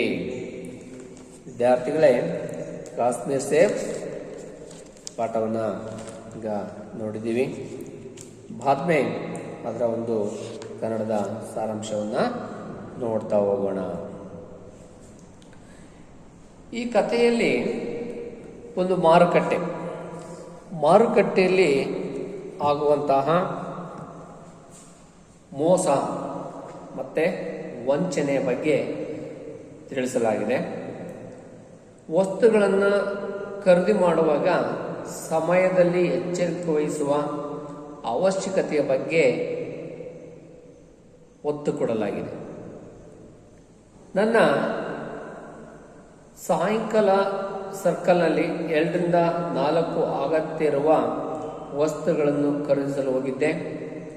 ಪಂಜಾಬಿನ ಹಣ್ಣು ಅಲಂಕಾರವಾಗಿ ಇಟ್ಟಿರುವುದು ಕಂಡು ಬಂದಿತು. ಮನಸ್ಸಿನಲ್ಲಿ ಆಸೆ ಉಂಟಾಯಿತು. ಇಂದಿನ ವಿದ್ಯಾವಂತ ಸಮಾಜದಲ್ಲಿ ವಿಟಮಿನ್ ಹಾಗೂ ಪ್ರೋಟೀನ್ ಎಂಬ ಶಬ್ದಗಳ ವಿಚಾರ ಮಾಡುವ ಪ್ರವೃತ್ತಿ ನಡೆಯುತ್ತಿದೆ. ಟೊಮೊಟೊ ಹಣ್ಣನ್ನು ಮೊದಲು ಯಾರೂ ಕೇಳುತ್ತಿರಲಿಲ್ಲ. ಈಗ ಟೊಮೊಟೊ ಹಣ್ಣು ಭೋಜನಕ್ಕೆ ಅವಶ್ಯಕವಾದಂಥ ಅಂಗವಾಗಿದೆ. ಗಜ್ಜರಿಯು ಸಹ ಮೊದಲು ಬಡವರಿಗೆ ಹೊಟ್ಟೆ ತುಂಬುವ ವಸ್ತುವಾಗಿತ್ತು. ಆಗ ಶ್ರೀಮಂತರು ಅದರ ಅಲ್ಪ ಮಾತ್ರವೇ ತಿನ್ನುತ್ತಿದ್ದರು. ಆದರೆ ಈಗ ತಿಳಿದು ಬಂದಿರುವುದೇನೆಂದರೆ ಗಜ್ಜರಿಯೂ ಸಹ ಬಹಳಷ್ಟು ವಿಟಮಿನ್ಗಳಿವೆ. ಆದ್ದರಿಂದ ಗಜ್ಜರಿಗಳಿಗೂ ಸಹ ಸ್ಥಾನ ದೊರಕಿದೆ. ಸೇಬಿನ ಬಗ್ಗೆ ಹೇಳುವುದೇನೆಂದರೆ ಒಂದು ಸೇಬನ್ನು ದಿನ ತಿಂದರೆ ಆಗ ಡಾಕ್ಟರ್ ಹತ್ತಿರ ಹೋಗುವ ಅವಶ್ಯಕತೆ ಇರುವುದಿಲ್ಲ. ಡಾಕ್ಟರಿಂದ ದೂರವಿರಲು ನಾವು ಬೇವಿನ ಹಣ್ಣನ್ನು ತಿನ್ನಲು ಸಿದ್ಧರಾಗುತ್ತೇವೆ. ಸೇಬಿನ ರಸ ಸ್ವಾದ ಮಾವಿನ ಹಣ್ಣಿಗಿಂತ ಹೆಚ್ಚು ಇಲ್ಲದಿದ್ದರೂ ಅದರ ಮಹತ್ವ ಕಡಿಮೆ ಅಲ್ಲವೇ? ಅದಕ್ಕೆ ಅವರು ಹೇಳ್ತಾರೆ, ನಾವೇನು ಮಾಡಬೇಕು? ರಸವನ್ನ ಹಣ್ಣಿನ ರುಚಿ ಇಲ್ಲದಿದ್ದರೂ ಕೂಡ ಅದರ ಗುಣಗಳು ಹೆಚ್ಚಿವೆ. ನಾವು ಅಂಗಡಿಯ ಮಾಲೀಕನ ಹತ್ತಿರ ಹಣ್ಣಿನ ಬೆಲೆಯನ್ನು ಕಡಿಮೆ ಮಾಡಿ ಕೊಡಿ ಎಂದು ಕೇಳಿಕೊಂಡೆ. ಅರ್ಧ ಕೆಜಿ ಸೇಬನ್ನು ಕೊಡಿ ಎಂದು ಕೇಳಿದೆನು. ಅಂಗಡಿಯ ಮಾಲೀಕ ಹೇಳಿದನು, ಬಾಬೂಜಿ, ಬಹಳ ರುಚಿಕರವಾದ ಸೇಬುಗಳು ಬಂದಿವೆ. ಅದು ವಿಶೇಷವಾಗಿ ಕಾಶ್ಮೀರದಿಂದ. ನೀವು ತೆಗೆದುಕೊಂಡು ಹೋಗಿ ಅದನ್ನು ತಿಂದರೆ ನಿಮ್ಮ ಆರೋಗ್ಯ ಖುಷಿಯಾಗಿರುತ್ತೀರಿ, ಆರೋಗ್ಯ ಚೆನ್ನಾಗಿರುತ್ತದೆ ಅಂತ ಮಾಹಿತಿಯನ್ನು ನೀಡಿದ. ನಾನು ಖರ್ಚಿಪ್ಪನ್ನು ತೆಗೆಯುತ್ತಾ ಆತನಿಗೆ ಕೊಡುತ್ತಾ ಹೇಳಿದೆ, ಒಂದು ಆರಿಸಿ ಇಡಿ. ಅಂಗಡಿ ಮಾಲೀಕನು ಕೆಲಸಗಾರನಿಗೆ ಹೇಳಿದನು, ಕೇಳು, ಅರ್ಧ ಕೆಜಿ ಸೇಬಿನ ಹಣ್ಣನ್ನು ತೆಗೆದುಕೊಂಡು ಬಾ, ಆರಿಸಿಕೊಂಡು ಬಾ. ಕೆಲಸಗಾರನಾದ ಹುಡುಗ 4 ಸೇಬನ್ನು ತಂದನು. ಅಂಗಡಿಯ ಮಾಲೀಕ ಅವುಗಳನ್ನು ತೂಕ ಮಾಡಿದನು ಹಾಗೂ ಅವುಗಳನ್ನು ಒಂದು ಪೇಪರ್ ಕವರ್ನಲ್ಲಿ ಹಾಕಿದನು ಹಾಗೂ ನನಗೆ ಖರ್ಚಿನಲ್ಲಿ ಕಟ್ಟಿಕೊಟ್ಟನು. ನಾನು 4 ಆಣೆ ಆತನ ಕೈಯಲ್ಲಿ ಇಟ್ಟೆನು. ಮನೆಗೆ ಬಂದು ಸೇಬು ಇರುವ ಕವರನ್ನು ಹಾಗೆ ಇಟ್ಟು ರಾತ್ರಿ ಸೇಬು ಅಥವಾ ಇತರೆ ಹಣ್ಣುಗಳನ್ನು ತಿನ್ನುವುದು ನಿಯಮವೇನೂ ಇಲ್ಲ. ಹಣ್ಣು ತಿನ್ನುವ ಸಮಯ ಮುಂಜಾನೆ ಆಗಿರುತ್ತದೆ. ಇಂದು ಮುಂಜಾನೆ ಕೈ ಕಾಲು ಮುಖ ತೊಳೆದುಕೊಂಡು ತಿಂಡಿ ತಿನ್ನಲು ಹೋಗಿ ಒಂದು ಸೇಬನ್ನು ತೆಗೆದಾಗ ಅದು ಕೊಳೆತಿತ್ತು. ಆ ಒಂದು ಸೇಬು ₹1 ಆಕಾರದಲ್ಲಿ ಸೇಬು ಕೊಳೆತಿತ್ತು. ಯೋಚಿಸಿದೆ, ರಾತ್ರಿ ಸಮಯವಾಗಿರುವುದರಿಂದ ಅಂಗಡಿಯ ಮಾಲೀಕ ಬಹುಶಃ ನೋಡಿಲ್ಲ. 2ನೇ ಸೇಬು ತೆಗೆದುಕೊಂಡೆ, ಆದರೆ ಅದು ಅರ್ಧ ಕೊಳೆತು ಹೋಗಿತ್ತು. ನನಗೆ ಸಂಶಯ, ಅಂಗಡಿಯ ಮಾಲೀಕ ನನಗೇನು ಮೋಸ ಮಾಡಿಲ್ವಾ? 3ನೇ ಸೇಬನ್ನು ತೆಗೆದುಕೊಂಡೆ, ಆದರೆ ಅದು ಕೊಳೆತಿರಲಿಲ್ಲ. ಆದರೆ ಒಂದು ಕಡೆ ಜಜ್ಜಿದ ಹಾಗೆ ನೀರು, ಒಂದು ಕಡೆ ಹಾಗೆ ಇತ್ತು. 4ನೇ ಸೇಬನ್ನು ನೋಡಿದೆ, ಅದರ ಮೇಲೆ ಯಾವುದೇ ಕಲೆ ಇರಲಿಲ್ಲ. ಆದರೆ ಅದರಲ್ಲಿ ಒಂದು ಕಪ್ಪು ಬಣ್ಣದ ರಂಧ್ರವಿತ್ತು. 4ನೇ ಹಣ್ಣನ್ನು ನೋಡಿದಾಗ ಅದರ ಮೇಲೆ ಯಾವುದೇ ಕಲೆ ಇರಲಿಲ್ಲ. ಆದರೆ ಅದರಲ್ಲಿ ಒಂದು ಕಪ್ಪು ರಂಧ್ರವಿತ್ತು. ಹೇಗೆ ಎಂದರೆ ಬೊರೆ ಹಣ್ಣಿನ ರೀತಿ ಇತ್ತು. ಬಾರೆಹಣ್ಣು ಹಣ್ಣನ್ನು ಕತ್ತರಿಸಿದಾಗ ಯಾವ ರೀತಿ ಬಾರೆಹಣ್ಣಿನ ಕಲೆ ಇರುತ್ತದೆ, ಅದರಲ್ಲಿ ಆ ರೀತಿ ಇತ್ತು. ಒಂದು ಸೇಬು ಹಣ್ಣನ್ನು ಸಹ ತಿನ್ನಲು ಯೋಗ್ಯವಾಗಿರಲಿಲ್ಲ. 4 ಆಣೆ ಪೈಸೆ ನಷ್ಟವಾಗಿರುವುದರಿಂದ ದುಃಖವೇನೂ ಆಗಲಿಲ್ಲ. ಆದರೆ ಸಮಾಜದಲ್ಲಿ ಈ ರೀತಿ ನಡತೆಯಲ್ಲಿ ಕುಸಿತ ಉಂಟಾಗಲು ಈ ರೀತಿಯ ಮನಸ್ಸಿಗೆ ದುಃಖವಾಯಿತು. ಅಂಗಡಿಯ ಮಾಲೀಕ ಉದ್ದೇಶಪೂರ್ವಕವಾಗಿ ನನಗೆ ಮೋಸ ಮಾಡಿದನು. ಒಂದು ವೇಳೆ ಒಂದು ಸೇಬು ಕೊಳೆತರೆ ಅದನ್ನು ನಾನು ಕ್ಷಮಿಸಬಹುದು ಎಂದು ಅರ್ಥ ಮಾಡಿಕೊಂಡೆ. ಬಹುಶಃ ಆತ ನೋಡಿಲ್ಲ ಎಂದು ಭಾವಿಸುತ್ತಿದ್ದೆ. ಆದರೆ 4 ಸೇಬು ಕೆಟ್ಟು ಹೋಗಿರುವುದರಿಂದ ನನಗೆ ವಂಚನೆ ಆಗಿರುವುದು ಸ್ಪಷ್ಟವಾಗಿದೆ. ಆದರೆ ಈ ಮೋಸ ವಂಚನೆಯಲ್ಲಿ ನನ್ನದು ಸಹ ಸಹಕಾರ ಇತ್ತು. ನಾನು ಅಂಗಡಿಯ ಮಾಲೀಕನ ಕೈಯಲ್ಲಿ ಕರ್ಚಿಪ್ಪನ್ನು ಹಿಡುವುದು ಆತನಿಗೆ ಮೋಸ ಮಾಡುವುದಕ್ಕೆ ಒಂದು ಪ್ರೇರಣೆಯಾಗಿತ್ತು. ಆತ ಮೇಲಿನ ನೋಟುಗಳನ್ನು ನನ್ನನ್ನು ಅರ್ಥ ಮಾಡಿಕೊಂಡಿದ್ದು ಏನೆಂದರೆ, ಈ ಮಾನ್ಯರು ನನ್ನ ಕಣ್ಣಿನಿಂದ ಕೆಲಸ ತೆಗೆದುಕೊಳ್ಳುವ ಜೀವಿಯಾಗಿಲ್ಲ. ಹಾಗೂ ಇಷ್ಟು ಜಾಗೃತ ವ್ಯಕ್ತಿಯು ಎಲ್ಲ ಕೊಳೆತಿರುವ ಸೇಬಿನ ಹಣ್ಣುಗಳನ್ನು ವಾಪಸ್ ಮಾಡಲು ಬರುವವರು ಇಲ್ಲ. ಮನುಷ್ಯ ಆವಾಗಲೇ ಮೋಸ ವಂಚನೆಗೆ ಅವಕಾಶ ಮಾಡಿಕೊಳ್ಳುವುದು. ಇದು ನಮ್ಮಲ್ಲಿರುವ ಸಡಿಲು ಇರುವ ಪ್ರವೃತ್ತಿ ಅಥವಾ ಸಹಜ ವಿಶ್ವಾಸ ಇದ್ದರೆ ಮೋಸ ವಂಚನೆ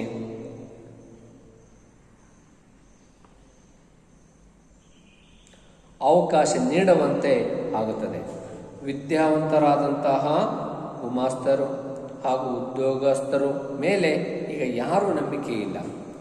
ಯಾವುದೇ ಠಾಣೆ ಅಥವಾ ಕಾರ್ಯಾಲಯಗಳು ಮುನ್ಸಿಪಾಲಿಟಿಗೆ ಹೋಗಿ ನಿಮಗೆ ಇಷ್ಟೊಂದು ಕೆಟ್ಟ ಸ್ಥಿತಿ ಆಗುತ್ತದೆ ಎಂದು ತಿಳಿಸಿದ್ದರೂ ಸಹ ಎಷ್ಟು ದೊಡ್ಡ ಹಾನಿಯಾದರೂ ಅಲ್ಲಿಗೆ ಹೋಗಲು ಬಯಸುವುದಿಲ್ಲ.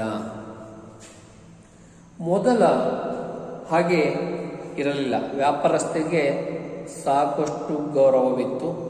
ತೂಕದಲ್ಲಿ ಯಾವುದೇ ಮೋಸ ಇರಲಿಲ್ಲ. ಆದರೆ ತಪ್ಪಾಗಿ 5ರ ಜಾಗದಲ್ಲಿ 10 ರೂಪಾಯಿ ನೀಡಿದರೆ ನೀವು ಗಾಬರಿ ಪಟ್ಟುಕೊಳ್ಳುವ ಅವಶ್ಯಕತೆ ಇಲ್ಲ. ನಿಮ್ಮ ಹಣ ಸುರಕ್ಷಿತವಾಗಿರುತ್ತಿತ್ತು. ನನಗೆ ನೆನಪಿದೆ, ಒಂದು ಮೊಹರಂ ದಿನ ಜಾತ್ರೆಯಲ್ಲಿ ಒಂದು ಅಂಗಡಿಯವನಿಂದ 1 ಪೈಸೆ ರೇವಡಿ ಮಿಠಾಯಿ ತೆಗೆದುಕೊಂಡಿದ್ದೆ. 1 ಪೈಸೆ ಜಾಗದಲ್ಲಿ 8 ಆಣೆ ಕೊಟ್ಟು ಬಂದಿದ್ದೆ. ಮನೆಗೆ ಬಂದಾಗ ನನ್ನ ತಪ್ಪು ಅರಿವಾದಾಗ ಅಂಗಡಿಯವನ ಬಳಿ ಓಡಿ ಬಂದೆನು. ಅವನು ನನಗೆ 8 ಆಣೆ ಕೊಡುತ್ತಾನೆಂದು ಭಾವಿಸಿರಲಿಲ್ಲ. ಆದರೆ ಅವನು ನನಗೆ 8 ಆಣೆಯನ್ನು ಸಂತೋಷವಾಗಿ ನಿರೀಕ್ಷಿಸಿದನು. ಆಗ ನನ್ನಿಂದ ಕ್ಷಮೆ ಕೇಳಿದನು. ಇಲ್ಲಿ ನೋಡಿದಾಗ ಕಾಶ್ಮೀರ್ ಸೇಬ್ ಹೆಸರಿನಲ್ಲಿ ಕೊಳೆತಿರುವ ಸೇಬು ಮಾರಾಟ ಮಾಡುತ್ತಿದ್ದಾರೆ. ಹಸಿಸುವುದು ಏನೆಂದರೆ, ಓದುಗರರು ಮಾರುಕಟ್ಟೆಯಲ್ಲಿ ಹೋಗಿ ನನ್ನ ಹಾಗೆ ಕಣ್ಣು ಮುಚ್ಚಿಕೊಂಡು ವಸ್ತುಗಳನ್ನು ಖರೀದಿ ಮಾಡಬಾರದು. ಹಾಗೆ ಒಂದು ವೇಳೆ ಮಾಡಿದರೆ ಅವರಿಗೆ ಕಾಶ್ಮೀರದ ಸೇಬುಗಳು ದೊರೆಯುತ್ತವೆ. ನೋಡಿ ವಿದ್ಯಾರ್ಥಿಗಳೇ, ಈ ಲೇಖಕರು ಈ ಒಂದು ಕಾಶ್ಮೀರ್ ಸೇಬು ಅನ್ನ ಖರೀದಿ ಮಾಡುವಾಗ ಅವರು ಹೇಗೆಲ್ಲ ವಂಚನೆಗೊಳಗಾಗ್ತಾರೆ ಮತ್ತೆ ಹೇಗೆ ಮೋಸ ಹೋಗ್ತಾರೆ ಅನ್ನೋದನ್ನ ನಿಮಗೆ ಪಾಠ ಮುಖಾಂತರ ಪರಿಚಯಿಸಿದ್ದಾರೆ.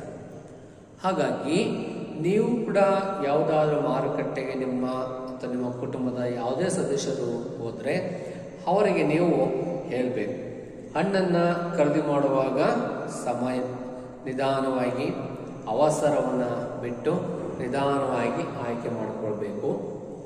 ಎರಡನೇದು, ಅದರ ಗುಣಮಟ್ಟವನ್ನು ನಾವು ಅಲ್ಲೇ ಪರೀಕ್ಷಿಸಿಕೊಳ್ಬೇಕು. ನೆಕ್ಸ್ಟು, ಇಷ್ಟನ್ನು ಮಾಡಿದರೆ ನಾವು ಜಾಗೃತರಾಗೋದಕ್ಕೆ ಸಾಧ್ಯತೆ ಇದೆ. ನಾವು ಜಾಗೃತರಾಗಬೇಕು.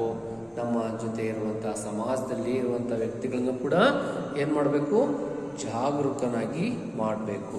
ಮಾಡಿದರೆ ಮಾತ್ರ ನಾವು ಈ ಥರ ಮೋಸ ಹೋಗುವಂತಹ ಘಟನೆಗಳನ್ನು ತಪ್ಪಿಸೋದಕ್ಕೆ ಸಾಧ್ಯತೆ ಇದೆ ಅನ್ನೋ ಮಾತನ್ನು ಈ ಲೇಖಕರು ಈ ಪಾಠದಲ್ಲಿ ಹೇಳ್ತಾರೆ. ಹಾಗಾಗಿ ಈ ಒಂದು ಹೇಳ್ತಾರೆ, 1 ಪೈಸೆ ಅದು ಅರ್ಧ ಕೆಜಿ ಕಾಶ್ಮೀರ್ ಸೇಬನ್ನು ಖರೀದಿ ಮಾಡ್ತಾರೆ. ಅದರಲ್ಲಿ ಎಷ್ಟು ಹಣ್ಣುಗಳು ಬರ್ತವೆ? 4 ಹಣ್ಣುಗಳು ಬರ್ತವೆ. ಆ 4 ಹಣ್ಣುಗಳಲ್ಲಿ ಒಂದೊಂದು ಒಂದೊಂದು ಭಾಗ ಏನಾಗಿರ್ತವೆ, ಹಾಳಾಗಿರ್ತವೆ. ಈ ಪ್ರಶ್ನೆ ಇದೆಲ್ಲ ಇದು ಬಹಳ ಇಂಪಾರ್ಟೆಂಟ್. ಪರೀಕ್ಷೆಗೆ ಮೇಲೆ ಒಂದು ಕ್ವಶನ್ ಇರುತ್ತೆ ಮಕ್ಕಳೇ. ಹಾಗಾಗಿ ನಾವು ಈ ಕಾಶ್ಮೀರ್ ಸೇಬನನ್ನು ಈ ಪಾಠವನ್ನು ಇಷ್ಟು ಹೇಳ್ತಾ ಈ ಪಾಠವನ್ನು ಇಲ್ಲಿಗೆ ಮುಗಿಸ್ತೇನೆ. ಈಗ ಈ ಪಾಠದಲ್ಲಿ ಬರುವಂಥ ಕೆಲವೊಂದು ಶಬ್ದಾರ್ಥಗಳನ್ನು ಬರ್ಕೊಳ್ಳಿ ಮಕ್ಕಳೇ. ಏನು ಬರ್ಕೋಬೇಕು? ಕೆಲವೊಂದು ಶಬ್ದಾರ್ಥಗಳನ್ನು ಬರ್ಕೊಳ್ತಾ ಹೋಗಬೇಕು.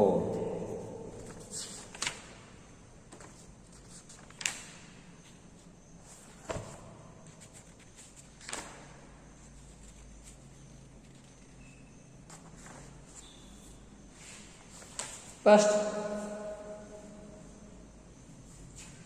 ಶಬ್ದಾರ್ಥ ನಾವಲ್ಲಿ ಟೆಕ್ಸ್ಟ್ ಬುಕ್ಕಲ್ಲಿ ನೋಡಿರುವ ಹಾಗೆ ಅದರ ಇಂಪಾರ್ಟೆಂಟನ್ನು ಬರ್ಕೊಳ್ಳಿ. ಕೆಲವೊಂದು ವಿಲೋಮ ಶಬ್ದಗಳು: ಶಾಮ್, ಸುಬಹ, ಖರೀದಾನ, ಬೇಚ್ನ, ಬಹುತ್ ಕಮ್, अच्छा बुरा, ಶಿಕ್ಷಿತ ಅಶಿಕ್ಷಿತ, गरीब अमीर, रात दिन, आवश्यक अनावश्यक, संदेश निसंदेश, साफ गंध, बेईमान ईमानदार, विश्वास अविश्वास, सहयोग असहयोग, हानि लाभ, पास दूर.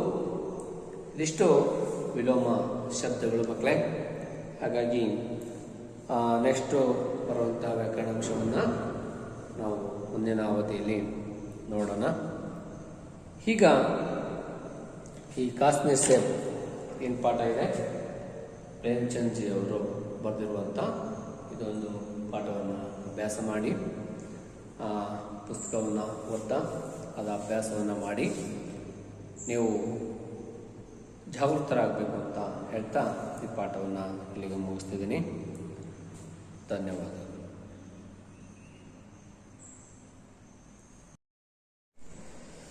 ಎಲ್ಲ ವಿದ್ಯಾರ್ಥಿಗಳಿಗೂ ಸ್ವಾಗತ. ಶ್ರೀ ಶಿವನಂಜುಂಡೇಶ್ವರ ಪ್ರೌಢಶಾಲೆ ಇಬ್ಬೀಡು ಯಲಹಂಕ 10ನೇ ತರಗತಿ ಪಾಠ 2 ಕಾಶ್ಮೀರ್ ಸೇಬ್. ಲೇಖಕರ ಹೆಸರು ಪ್ರೇಮ್ಚಂದ್.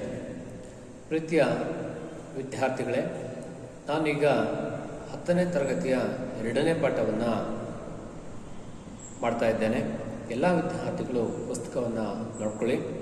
ಹಾಯ್, ಎಲ್ಲರಿಗೂ ಗುಡ್ ಆಫ್ಟರ್ನೂನ್. ಎಲ್ಲರೂ ಕೂಡ ಈಗ ಇಲ್ಲಿ ಲೇಖಕರು ಹೇಳ್ತಾರೆ ಕಾಶ್ಮೀರ್. ಕಾಶ್ಮೀರ್ ದೇಖಿಯೇ, ಕಾಶ್ಮೀರ್ ಕೇಳಿದಿರಾ? ಅಥವಾ ಯಾರು ಕಾಶ್ಮೀರ್ ನೋಡಿದಿರಾ? ಹೇಳ್ತಿರೋಣ. Ready 1 start. ಯಾರಲ್ಲಲ್ವಾ? Ready 1 2 start. ಯಾರಂದ್ರ ಯಾರು ಇದ್ದಿರಲಿಲ್ಲ, ಕೇಳಿದೇವಲ್ವಾ? ಸಿನಿಮಾದಲ್ಲೆಲ್ಲ ನೋಡಿದೇವಲ್ವಾ? ಟಿವಿಯಲ್ಲೆಲ್ಲ ನೋಡಿದೇವಲ್ವಾ? ಯಹ ಕಾಶ್ಮೀರ್. ಕಾಶ್ಮೀರ್ ಯಾವುದಕ್ಕೆ? ನಾವು ಹಣ್ಣಿಗೆ ಪ್ರಸಿದ್ಧಿ ಸೇಬ್. ಯಾವುದಕ್ಕೆ? ಸೇಬ್. ಸೇಬ್ ಅಲ್ವಾ ಮಕ್ಕಳೇ? ಹಾಗಾಗಿ ಇಲ್ಲಿ ಕಹಾನಿ, ಈ ಪಾಠ ಯಾವುದು? ಕಹಾನಿ, ಕಥೆ. ಒಂದು ಕಥೆ ರೂಪದಲ್ಲಿರುವಂತ ಒಂದು ಪಾಠವನ್ನ ಇಲ್ಲಿ ಪ್ರೇಮ್ಚಂದ್, ಲೇಖಕ ಹೆಸರೇನು? ಪ್ರೇಮ್ಚಂದ್ ಅವರು ಬರೆದಿದ್ದಾರೆ. ಹಾಗಾದ್ರೆ ಇದರ ಒಂದು ಆಶಯ ಏನಂತಾರೆ ಪ್ರೇಮ್ಚಂದ್ ಜಿ ಅವರು? इस कहानी में बाजार में लोगों आने वाले दुर्गावची पर प्रकाश डालना गया है और खरीदारी करते सावधानी बरतने की आवश्यकता पर जोर दिया गया है. ಇಲ್ಲಿ ಏನ್ ಹೇಳ್ತಾರಪ್ಪ ಅಂತ ಹೇಳಿದ್ರೆ, ಪ್ರೇಮ್ಚಂದ್ ಅವರ ಕಥೆ ಮೂಲಕ ಆನೆ ವಾಲೆ ಇವತ್ತಿನ ಜನಗಳು ಹೇಗೆ ಮೋಸ ಹೋಗ್ತಾ ಇದ್ದಾರೆ, ಯಾವುದರಲ್ಲಿ? ವ್ಯಾಪಾರದಲ್ಲಿ, ಮಾರುಕಟ್ಟೆಯಲ್ಲಿ ಒಂದು ವಸ್ತುಗಳನ್ನ ಖರೀದಿ ಮಾಡ್ಬೇಕಾದ್ರೆ ಹೇಗೆ ಖರೀದಿ ಮಾಡಬೇಕು ಹೇಗೆ ಅದನ್ನ ಆಯ್ಕೆ ಮಾಡ್ಕೋಬೇಕು, ಹೇಗೆ ವ್ಯಾಪಾರ ಮತ್ತು ಗ್ರಾಹಕರ ಮಧ್ಯೆ ಮಾತನ್ನು ಆಡಬೇಕು ಅನ್ನೋದನ್ನು ಈ ಒಂದು ಪಾಠದ ಮುಖಾಂತರ ತಿಳಿಸ್ಕೊಡ್ತಾರೆ ಮಕ್ಕಳೇ. ಅವಶ್ಯಕತಾ ಹೈ, ಇದು ಬಹಳ ಅವಶ್ಯಕವಾಗಿ ಇದೆ, ಅವಶ್ಯಕವಾಗಿ ಬೇಕು ಅನ್ನೋದಕ್ಕೆ ಪ್ರೇಮ್ಚಂದ್ಜಿಯವರು ಒಂದು ವ್ಯಾಪಾರ ಮತ್ತು ಒಂದು ಮಾರುಕಟ್ಟೆ ಒಳಗಡೆ ಹೇಗೆ ವಸ್ತುಗಳನ್ನು ಖರೀದಿ ಮಾಡಬೇಕು, ಹೇಗೆ ಅದರ ಗುಣಮಟ್ಟವನ್ನು ನಾವು ವೀಕ್ಷಣೆ ಮಾಡಬೇಕು ಅಂತೇಳಿ ಇಲ್ಲೊಂದು ಪಾಠವನ್ನು ಇಟ್ಟಿದ್ದಾರೆ. ಅದೇ ಪಾಠ ಕಾಶ್ಮೀರ್ ಸೇ. ಮೊದಲು ಕವಿ ಪರಿಚಯವನ್ನು, ಲೇಖಕ ಪರಿಚಯವನ್ನು ನೋಡ್ತಾ ಮುಂದೆ ನೋಡೋಣ. ನೋಡ್ಕೊಳ್ಳಿ.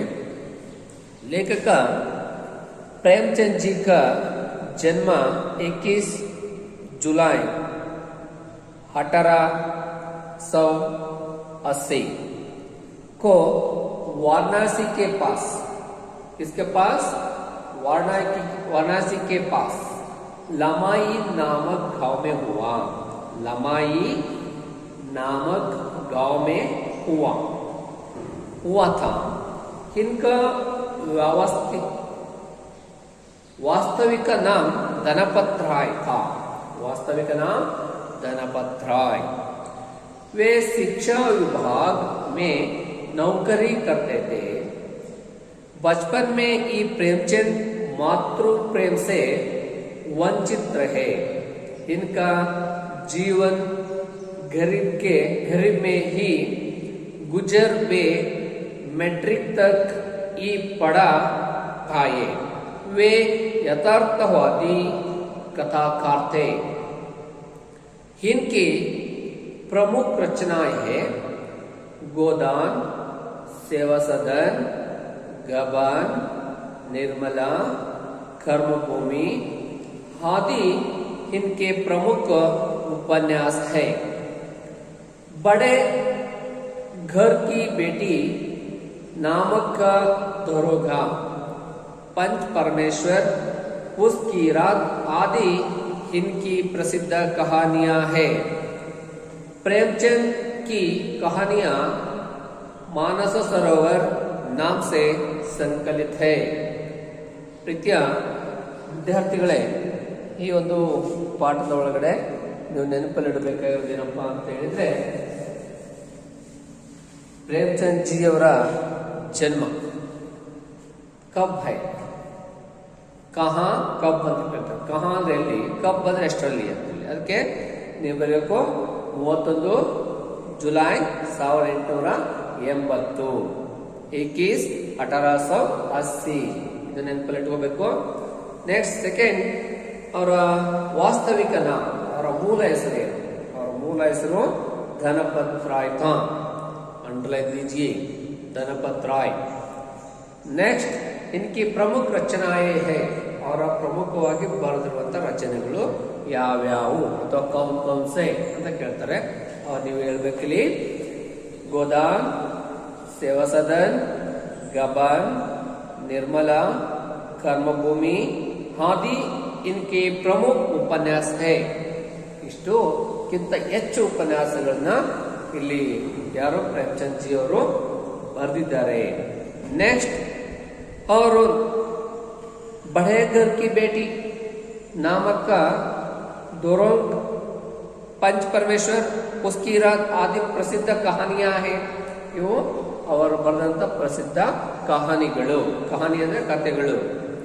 प्रेमचंद जी की कहानी मानस सरोवर नाम से संकलित है.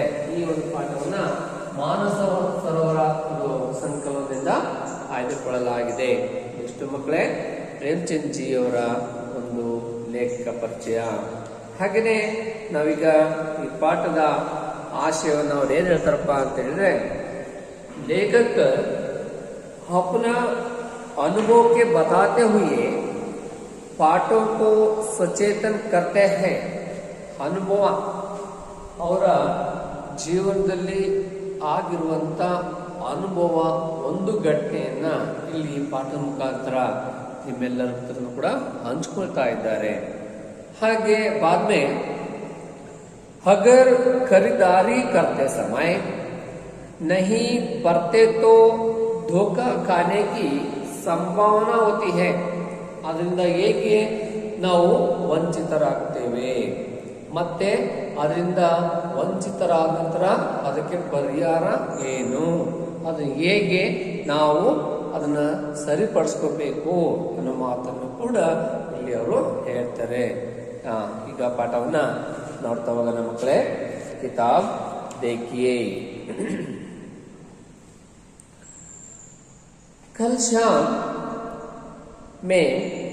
कल शाम को चौका में 2-4 जरूरी चीजें खरीदने गया था। पंजाबी में फरेश की दुकानदारों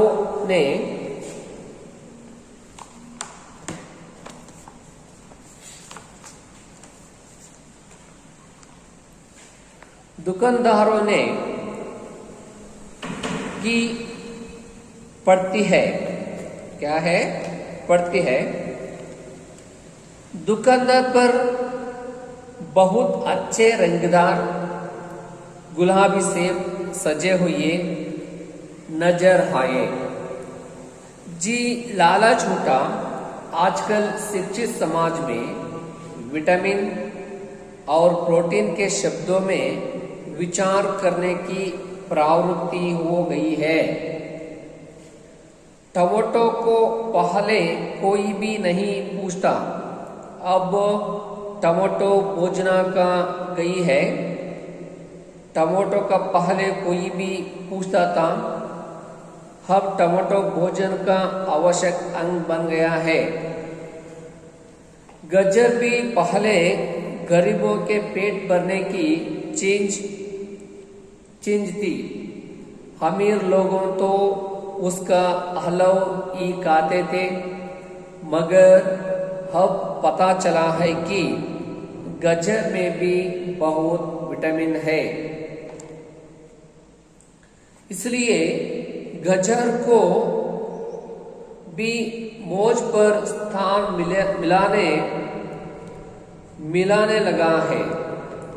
और सेब के विषय में तो यहाँ कहाँ जाना लगा है। एक सेब रोज खाइए तो आपको डॉक्टरों की जरूरत ना रहे थी। डॉक्टर से बचने के लिए हम निकोडी तक खाने को तैयार हो सकते हैं। तो रस और स्वाद में अगर है, अब वहाँ केवल स्वाद की चीज नहीं था, उसमें गुणा भी है। हमने दुकानदार से मोल भाव किया और आधा शेर सेब मांगे। दुकानदार ने कहा, बाबूजी बड़े मौजूदार सेब आए हैं, 50 कश्मीर के आप ले जाए, खाकर तबीयत खुश हो जाएगी। मैंने रुमाल निकल कर उसे देते हुए कहा, चुन चुन कर रखना। दुकानदार ने तरबूज उठाई और अपने नौकर से बोल, सुनो, आधा शेर कश्मीर सेब निकलना चुना कर लाना। लौट 4 सेब लाया। दुकानदार ने थैल एक लिफाफे में उसे रखा और रुमाल में बांधकर मुझे दे दिया। मैंने 4 अपने उसके हाथ में रखे। घर आकर लिफाफ जो का त्याग रखा दिया। रात को सेब यहाँ कोई दूर फल खाने का कायद नहीं है। फल खाने का समय तो प्रांत काल है। आज सुबह हुआ हाथ धोकर जो नाश्ता करने के लिए एक सेब निकल तो साड़ा हुआ था। एक रुमाल रुपए के आकार का चिलक गला गया था। समझ रात को दुकानदार के देखा ना होगा। दूसरा निकल मगर यहाँ आधा साड़ा हुआ था। अब संदेह हुआ दुकानदार ने मुझे देखा तो नहीं दिया है। तीसरा सिर्फ निकल यहाँ साड़ा तो ना था मगर एक तरफ दबाकर बिल्कुल पिचक गया था। चौथा सिर्फ वहाँ ये तो बेदम था मगर उसमें एक खल सुरख था जैसा अक्सर भेड़ों में होता है। खंड तो भीतर वैसे ही धब्बे जैसे भेड़ में होती है। एक से भी खाने लायक नहीं। 4 आने पैसे का इतना नाम ना हुआ जितना समाज के इस चरित्र का पतन का दुकानदार ने जानबूझकर मेरे साथ धोखाबाजी की व्यवहार किया। एक से साड़ा हुआ होता है तो मैंने उसके क्षमा के योग्य सुझाता सोचता है। उसकी नरहा की पड़ी होगी मगर चारों की चोरी का खराब निकल जाए।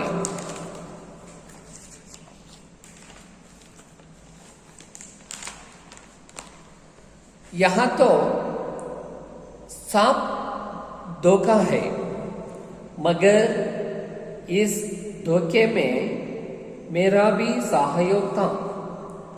मेरा उसके हाथ में रुमाल रखा देना प्रेरणा थी।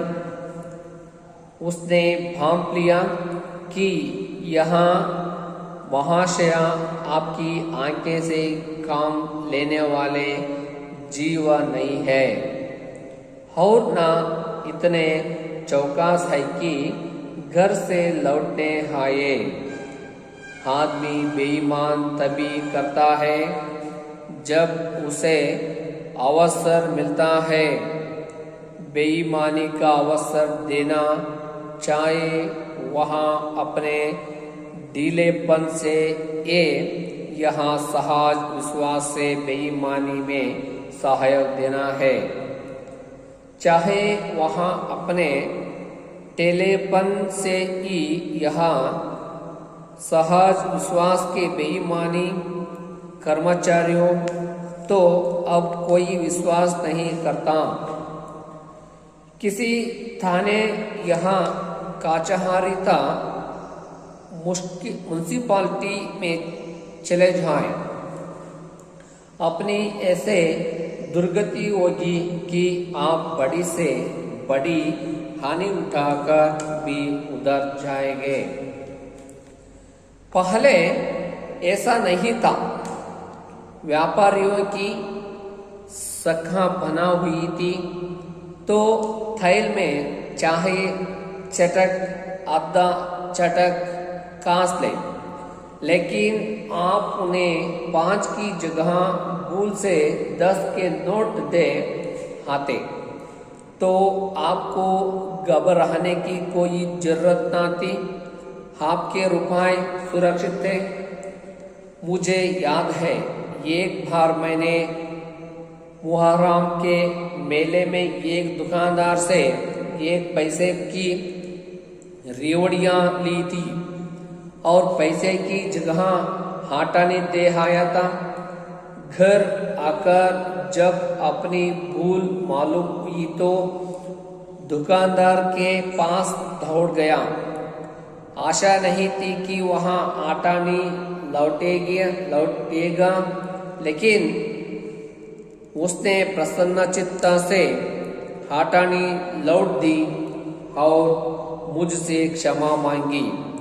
और यहाँ कश्मीर सेब के नाम से साड़े हुए से सेब बेचे जाते हैं। मुझे आशा है पाटका बाजार में जाकर मेरी तरह हांके ना बंद कर लिया करेंगे। यहाँ तो उन्हें ಕಾಶ್ಮೀರ್ ಸೇಬ್ ಈ ಮಿಲೆಂಗೆ. ವಿದ್ಯಾರ್ಥಿಗಳೇ, ಕಾಶ್ಮೀರ್ ಸೇಬ್ ಪಾಠವನ್ನು ಈಗ ನೋಡಿದ್ದೀವಿ. ಬಾದ್ಮೆ ಅದರ ಒಂದು ಕನ್ನಡದ ಸಾರಾಂಶವನ್ನು ನೋಡ್ತಾ ಹೋಗೋಣ.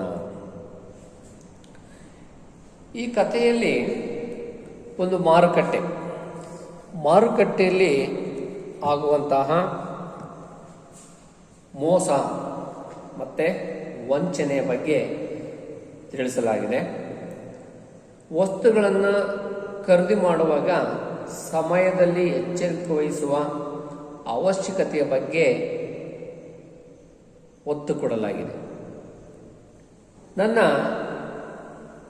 ಸಾಯಂಕಾಲ ಸರ್ಕಲ್ನಲ್ಲಿ 2 ರಿಂದ 4 ಅಗತ್ಯ ಇರುವ ವಸ್ತುಗಳನ್ನು ಖರೀದಿಸಲು ಹೋಗಿದ್ದೆ. ಪಂಜಾಬಿನ ಹಣ್ಣು ಅಲಂಕಾರವಾಗಿ ಇಟ್ಟಿರುವುದು ಕಂಡು ಬಂದಿತು. ಮನಸ್ಸಿನಲ್ಲಿ ಆಸೆ ಉಂಟಾಯಿತು. ಇಂದಿನ ವಿದ್ಯಾವಂತ ಸಮಾಜದಲ್ಲಿ ವಿಟಮಿನ್ ಹಾಗೂ ಪ್ರೋಟೀನ್ ಎಂಬ ಶಬ್ದಗಳ ವಿಚಾರ ಮಾಡುವ ಪ್ರವೃತ್ತಿ ನಡೆಯುತ್ತಿದೆ. ಟೊಮೊಟೊ ಹಣ್ಣನ್ನು ಮೊದಲು ಯಾರೂ ಕೇಳುತ್ತಿರಲಿಲ್ಲ. ಈಗ ಟೊಮೊಟೊ ಹಣ್ಣು ಭೋಜನಕ್ಕೆ ಅವಶ್ಯಕವಾದಂತಹ ಅಂಗವಾಗಿದೆ. ಗಜ್ಜರಿಯು ಸಹ ಮೊದಲು ಬಡವರಿಗೆ ಹೊಟ್ಟೆ ತುಂಬುವ ವಸ್ತುವಾಗಿತ್ತು. ಆಗ ಶ್ರೀಮಂತರು ಅದರ ಅಲ್ಪ ಮಾತ್ರವೇ ತಿನ್ನುತ್ತಿದ್ದರು. ಆದರೆ ಈಗ ತಿಳಿದು ಬಂದಿರುವುದೇನೆಂದರೆ ಗಜ್ಜರಿಯೂ ಸಹ ಬಹಳಷ್ಟು ವಿಟಮಿನ್ಗಳಿವೆ. ಆದ್ದರಿಂದ ಗಜ್ಜರಿಗಳಿಗೂ ಸಹ ಸ್ಥಾನ ದೊರಕಿದೆ. ಸೇಬಿನ ಬಗ್ಗೆ ಹೇಳುವುದೇನೆಂದರೆ ಒಂದು ಸೇಬನ್ನು ದಿನ ತಿಂದರೆ ಆಗ ಡಾಕ್ಟರ್ ಹತ್ತಿರ ಹೋಗುವ ಅವಶ್ಯಕತೆ ಇರುವುದಿಲ್ಲ.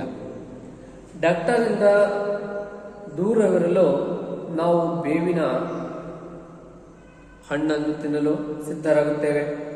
ಸೇಬಿನ ರಸ ಸ್ವಾದ ಮಾವಿನ ಹಣ್ಣಿಗಿಂತ ಹೆಚ್ಚು ಇಲ್ಲದಿದ್ದರೂ ಅದರ ಮಹತ್ವ ಕಡಿಮೆ ಅಲ್ಲವೇ? ಅದಕ್ಕೆ ಅವರು ಹೇಳ್ತಾರೆ, ನಾವೇನು ಮಾಡಬೇಕು? ರಸವನ್ನ ಹಣ್ಣಿನ ರುಚಿ ಇಲ್ಲದಿದ್ದರೂ ಕೂಡ ಅದರ ಗುಣಗಳು ಹೆಚ್ಚಿವೆ. ನಾವು ಅಂಗಡಿಯ ಮಾಲೀಕನ ಹತ್ತಿರ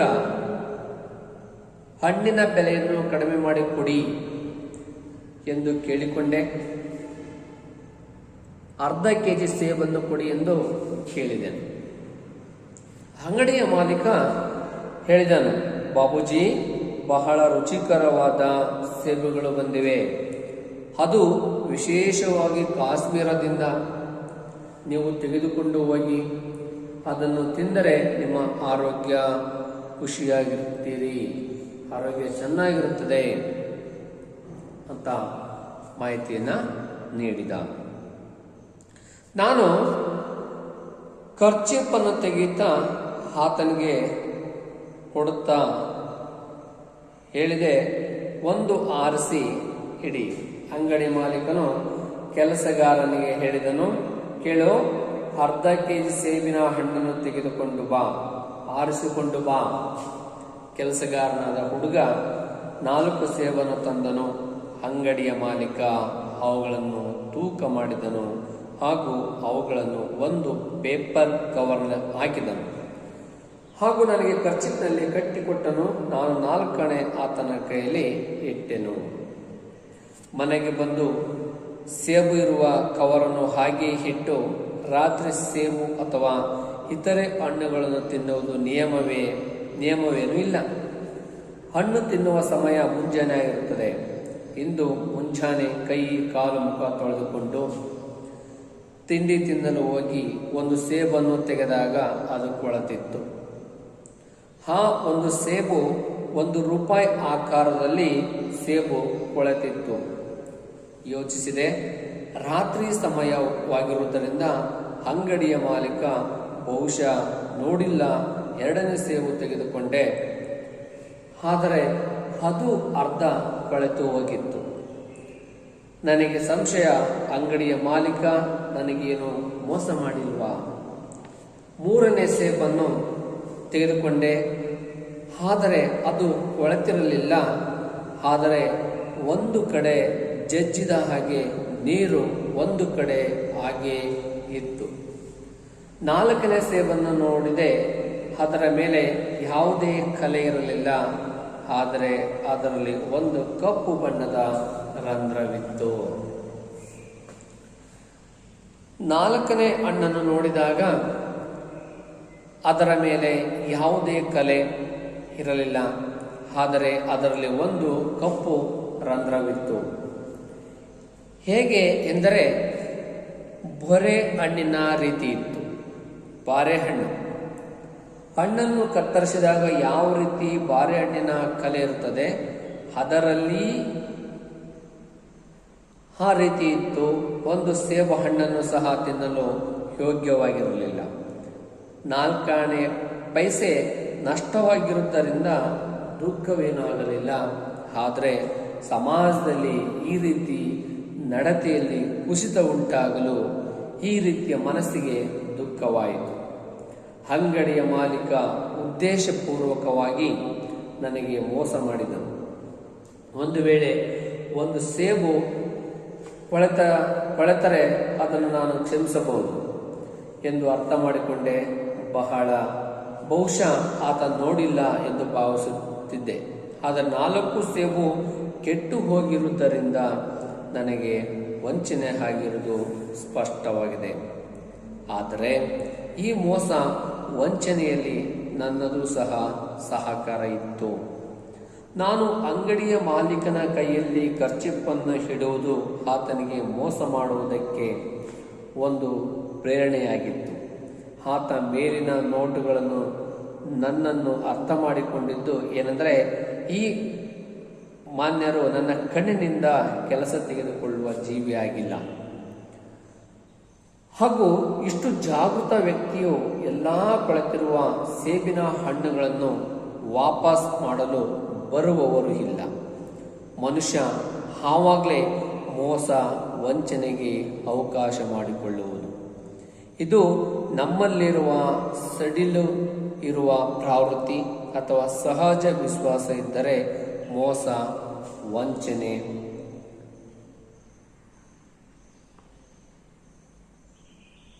ಅವಕಾಶ ನೀಡುವಂತೆ ಆಗುತ್ತದೆ. ವಿದ್ಯಾವಂತರಾದಂತಹ ಗುಮಾಸ್ತರು ಹಾಗೂ ಉದ್ಯೋಗಸ್ಥರು ಮೇಲೆ ಈಗ ಯಾರೂ ನಂಬಿಕೆ ಇಲ್ಲ.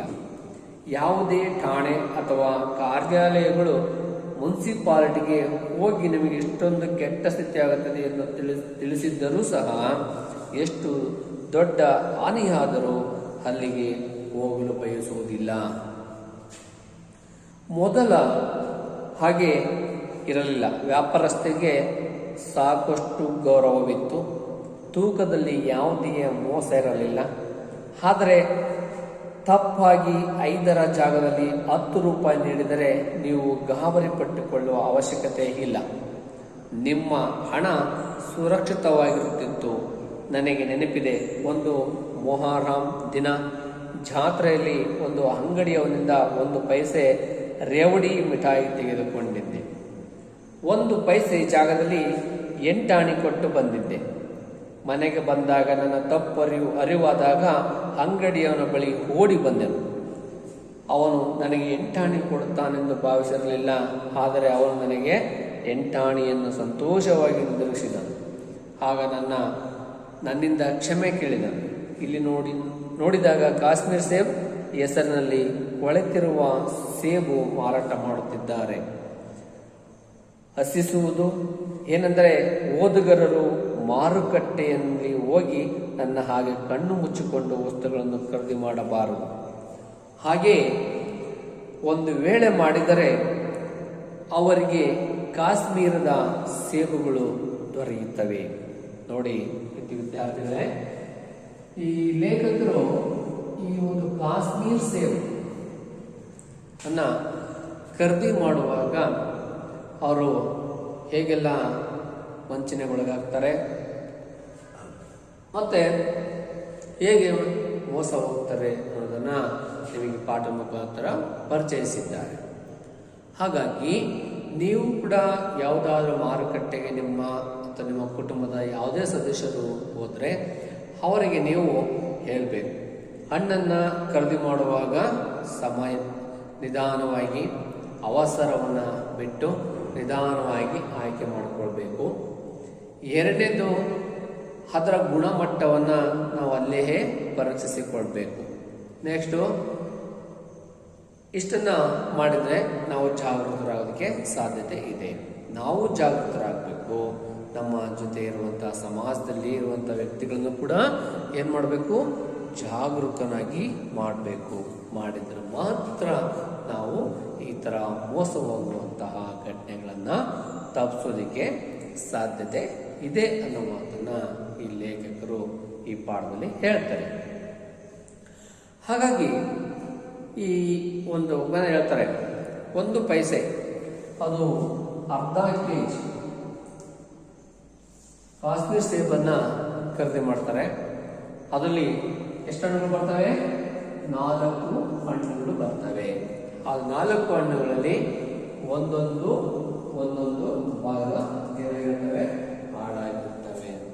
ಈ ಪ್ರಶ್ನೆ ಇದೆಲ್ಲ ಇದು ಬಹಳ ಇಂಪಾರ್ಟೆಂಟ್. ಪರೀಕ್ಷೆಗೆ ಮೇಲೆ ಒಂದು ಕ್ವಶನ್ ಇರುತ್ತೆ ಮಕ್ಕಳೇ. ಹಾಗಾಗಿ ನಾವು ಈ ಕಾಶ್ಮೀರ್ ಸೇಬನ್ನು ಈ ಪಾಠವನ್ನು ಇಷ್ಟು ಹೇಳ್ತಾ ಈ ಪಾಠವನ್ನು ಇಲ್ಲಿಗೆ ಮುಗಿಸ್ತೇನೆ. ಈಗ ಈ ಪಾಠದಲ್ಲಿ ಬರುವಂಥ ಕೆಲವೊಂದು ಶಬ್ದಾರ್ಥಗಳನ್ನು ಬರ್ಕೊಳ್ಳಿ ಮಕ್ಕಳೇ. ಏನು ಬರ್ಕೋಬೇಕು? ಕೆಲವೊಂದು ಶಬ್ದಾರ್ಥಗಳನ್ನು ಬರ್ಕೊಳ್ತಾ ಹೋಗಬೇಕು.